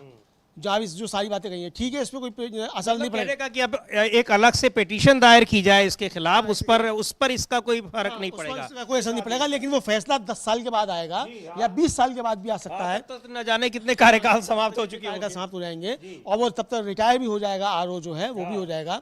ये भी सारी बातें आएंगी और चुनाव आयोग जो कर रहा है वो चुनाव आयोग बिल्कुल सब सही कर रहा है, एकदम दूध का धुला हुआ पवित्र गाय है। सुप्रीम कोर्ट ने ये मोहर लगा दी, बिल्कुल ये मोहर लगा दी है और मीनाक्षी नटराजन की याचिका खारिज कर दी है जिसमें चुनौती दी गई थी कि अवैध तरीके से उनके नामांकन को खारिज किया गया है। उनको मौका भी नहीं दिया गया कि वो अपना पक्ष रखें, लेकिन इन सारी दलीलों को सुप्रीम कोर्ट ने सुना, ध्यान से सुना, बहुत सारे सवाल भी पूछे और विपक्षी दल जो विपक्षी थे यानी बीजेपी के जो कैंडिडेट थे और चुनाव आयोग के जो वकील थे उनसे भी बहुत सारी बातें सुनी और आखिरकार उन्होंने कहा कि आरओ ने जो कुछ किया वो बिल्कुल सही किया है। तो अब इस फैसले को लेकर क्या रिएक्शंस आती हैं ये देखना भी बड़ा महत्वपूर्ण होगा, लेकिन अगर ये इसी तरह के फैसले की उम्मीद की जा रही थी तो फिर ये सुप्रीम कोर्ट के जो तमाम जो फैसले पिछले दिनों आ रहे हैं उन पर भी बड़े सारे सवाल अब खड़े होते हैं। यहाँ चूंकि ये एक जो इसमें महत्वपूर्ण दलीलों जिनका हम लोग लगातार जिक्र कर रहे थे उसमें ये भी थी कि इस आरओ ने सुप्रीम कोर्ट के फैसले का भी, यानी सुप्रीम कोर्ट का फैसला का मतलब कि सुप्रीम कोर्ट ने कल की तारीख तय की है उसका भी ध्यान नहीं रखा कि ये प्री जुडिस मामला है, इसमें अभी हम कोई फैसला न लें, लेकिन आरओ ने सर्टिफिकेट जारी कर दिया, परिणाम घोषित कर दिए, उस पर भी सुप्रीम कोर्ट को कोई आपत्ति नहीं हुई। गंभीर बात तो यह है अमलेंदु जी, चुनाव याचिका खारिज कर दी, वो सब चीजें अपनी जगह है, सुप्रीम कोर्ट को इन सारे मामलों में चाहे ये हो चाहे एसआईआर हो वहां अपनी अवमानना भी नहीं दिखाई पड़ रही है। अपनी अवमानना दिखाई नहीं पड़ती समीर जी। और अभी हाल ही में जो है मद्रास हाईकोर्ट जो है उसने बड़ी सख्त टिप्पणी सुप्रीम कोर्ट के ऊपर की कि सुप्रीम कोर्ट अपने ही दिए हुए फैसलों का जो है वो मान नहीं रखता है, इस तरीके की टिप्पणी की। तो ये गंभीर मसला है। इस भी समीर जी चलते चलते जो है अब ये तो खाली हो गया, लेकिन जो एक और बड़ी खबर थी जिसकी हम लोग चर्चा नहीं कर पाए वो कोलकाता से है। वहां जिस तरीके से ऋतव्रत बनर्जी को स्पीकर ने नेता विपक्ष का दर्जा दे दिया, इस पर हाई कोर्ट ने सवाल उठाते हुए सख्त टिप्पणी की है और पूछा है कि क्या स्पीकर बिना किसी राजनीतिक दल की सहमति के किसी को नेता विपक्ष घोषित कर सकते हैं। और सारी प्रक्रिया की जो है उन्होंने कागजात मांगे हैं हाई कोर्ट ने। ये साफ तो हालांकि उन्होंने उस पर रोक नहीं लगाई है, लेकिन स्पीकर से सारे कागजात मांगे गए हैं कि आप सारे कागजात दीजिए कि ये जो है चूंकि जो उपस्थित हुए थे वहाँ कलकत्ता हाई कोर्ट में जो वकील जो थे उनकी तरफ से ये साफ तौर पे कहा गया कि भाई ये जो मामला है ये पूरी तरीके से पार्टी का आधिकारिक उम्मीदवार जो 6 मई को विधायकों की बैठक में शोभन देव चट्टोपाध्याय को नेता विपक्ष के लिए पार्टी का उम्मीदवार चुना गया था, इसके समर्थन में विधायकों के हस्ताक्षर भी स्पीकर को सौंपे गए थे। पार्टी के इस फैसले की जानकारी बार-बार देने के बावजूद स्पीकर ने कथित तौर पर 29 बागी विधायकों के समर्थन वाले एक विरोधी गुट को मान्यता दे दी। महाराष्ट्र के राजनीतिक संकट का जिक्र करते हुए जो उनके वकील थे कल्याण बनर्जी, उन्होंने कहा कि संविधान की 10वीं अनुसूची लेजिस्लेटिव पार्टी के बजाय पेरेंट पॉलिटिकल पार्टी को प्राथमिकता देती है और उन्होंने जोर देकर कहा कि स्पीकर को राजनीतिक पार्टी का फैसला मानना चाहिए, ना कि केवल विधायकों के गुट का। और उन्होंने कहा कि कोर्ट से 18 जून को विधानसभा सत्र दोबारा शुरू होने से पहले तुरंत अंतरिम राहत देने की मांग की उन्होंने। उनका तर्क था कि अगर इस फैसले पर रोक नहीं लगाई गई तो सदन में बैठने की व्यवस्था और अन्य संसदीय फैसले इसी आधार पर तय हो जाएंगे, जिससे और अधिक स्थिति अधिक जटिल हो जाएगी। सुनवाई के दौरान कोर्ट ने बार बार पूछा कि क्या नेता प्रतिपक्ष की नियुक्ति का कोई आधिकारिक या फॉर्मल ऑर्डर जारी किया गया है। कोर्ट ने स्पष्ट किया कि इस मामले की गहराई से जांच करने के बाद कोई और आदेश देने से पहले उस मूल नोटिफिकेशन या ऑर्डर को देखना बेहद ज़रूरी है। यह उनकी तरफ से कहा गया और इसको लेकर समीर जी उन्होंने पूछा, स्पष्ट तौर पे कलकत्ता हाई कोर्ट ने गंभीर चिंता जताई और कि इस तरीके से मान्यता दे दी गई। और कोर्ट ने सवाल उठाया कि क्या मूल राजनीतिक पार्टी की मंजूरी के बिना ऐसा फैसला लिया जा सकता है, खासकर तब जब उस विधायक को पार्टी से निकाला जा चुका हो। यानी ऋतव्रत बनर्जी ये चिट्ठी दाखिल करने से पहले ही पार्टी से निकाले जा चुके थे, तो कैसे उसको चुन लिया गया? क्या ये स्पीकर ये फैसला ले सकते हैं? ये बड़ा सवाल जो है उठा है। जी बिल्कुल। तो यहाँ पर कोलकाता हाई कोर्ट से भी बड़ा ये एक जो आदेश उनका आया है वो भी है, लेकिन यहाँ सुप्रीम कोर्ट से जो इस तरीके से मीनाक्षी नटराजन की याचिका खारिज हुई है, जो उन्होंने राज्यसभा निर्वाचन के लिए अपने नामांकन को खारिज करने के फैसले को, आरओ के फैसले को यानी रिटर्निंग ऑफिसर के फैसले को चुनौती दी थी, सुप्रीम कोर्ट ने उसको खारिज कर दिया। उनको कहा है कि वो अब हाई कोर्ट में इसके खिलाफ याचिका दायर कर सकती है, लेकिन वो चुनावी प्रक्रिया में हस्तक्षेप हस्तक्षेप नहीं करेंगे और इस आधार पर उनकी याचिका खारिज कर दी गई है। बहरहाल पहले ही वहां पर दलील जब दी जा रही थी तभी कहा था अभिषेक मनु सिंघवी ने कि पहले सुप्रीम कोर्ट नहीं आए हैं, पहले तो जो मुख्य संस्था है, संवैधानिक संस्था जो चुनाव प्रक्रिया को देख रही है, हम उसी के पास गए, उसने जब हम इंटरटेन नहीं किया तब हम आपके पास आए हैं। लेकिन अल्टीमेटली जो आदेश सुप्रीम कोर्ट ने जो फैसला दिया वो ये कि याचिका खारिज कर दी मीनाक्षी नटराजन की। अब कांग्रेस पार्टी इसको लेकर सड़कों पर भी उतरी है, आगे क्या कुछ होता है उस पर रहेगी हमारी नजर। लेकिन आज की ये बड़ी खबर और महत्वपूर्ण खबर है कि इस याचिका को खारिज कर दिया गया, जबकि ये तक कहा गया था कि आरओ ने जो काम किया है उस काम की वजह से तो उसको नौकरी से ही निकाल दिया जाना चाहिए। तो अब देखते हैं आगे क्या होता है। अब इस कार्यक्रम को यहीं समाप्त करते हैं। मुझे और अमलेंदु उपाध्याय को दीजिए इजाजत। नमस्कार।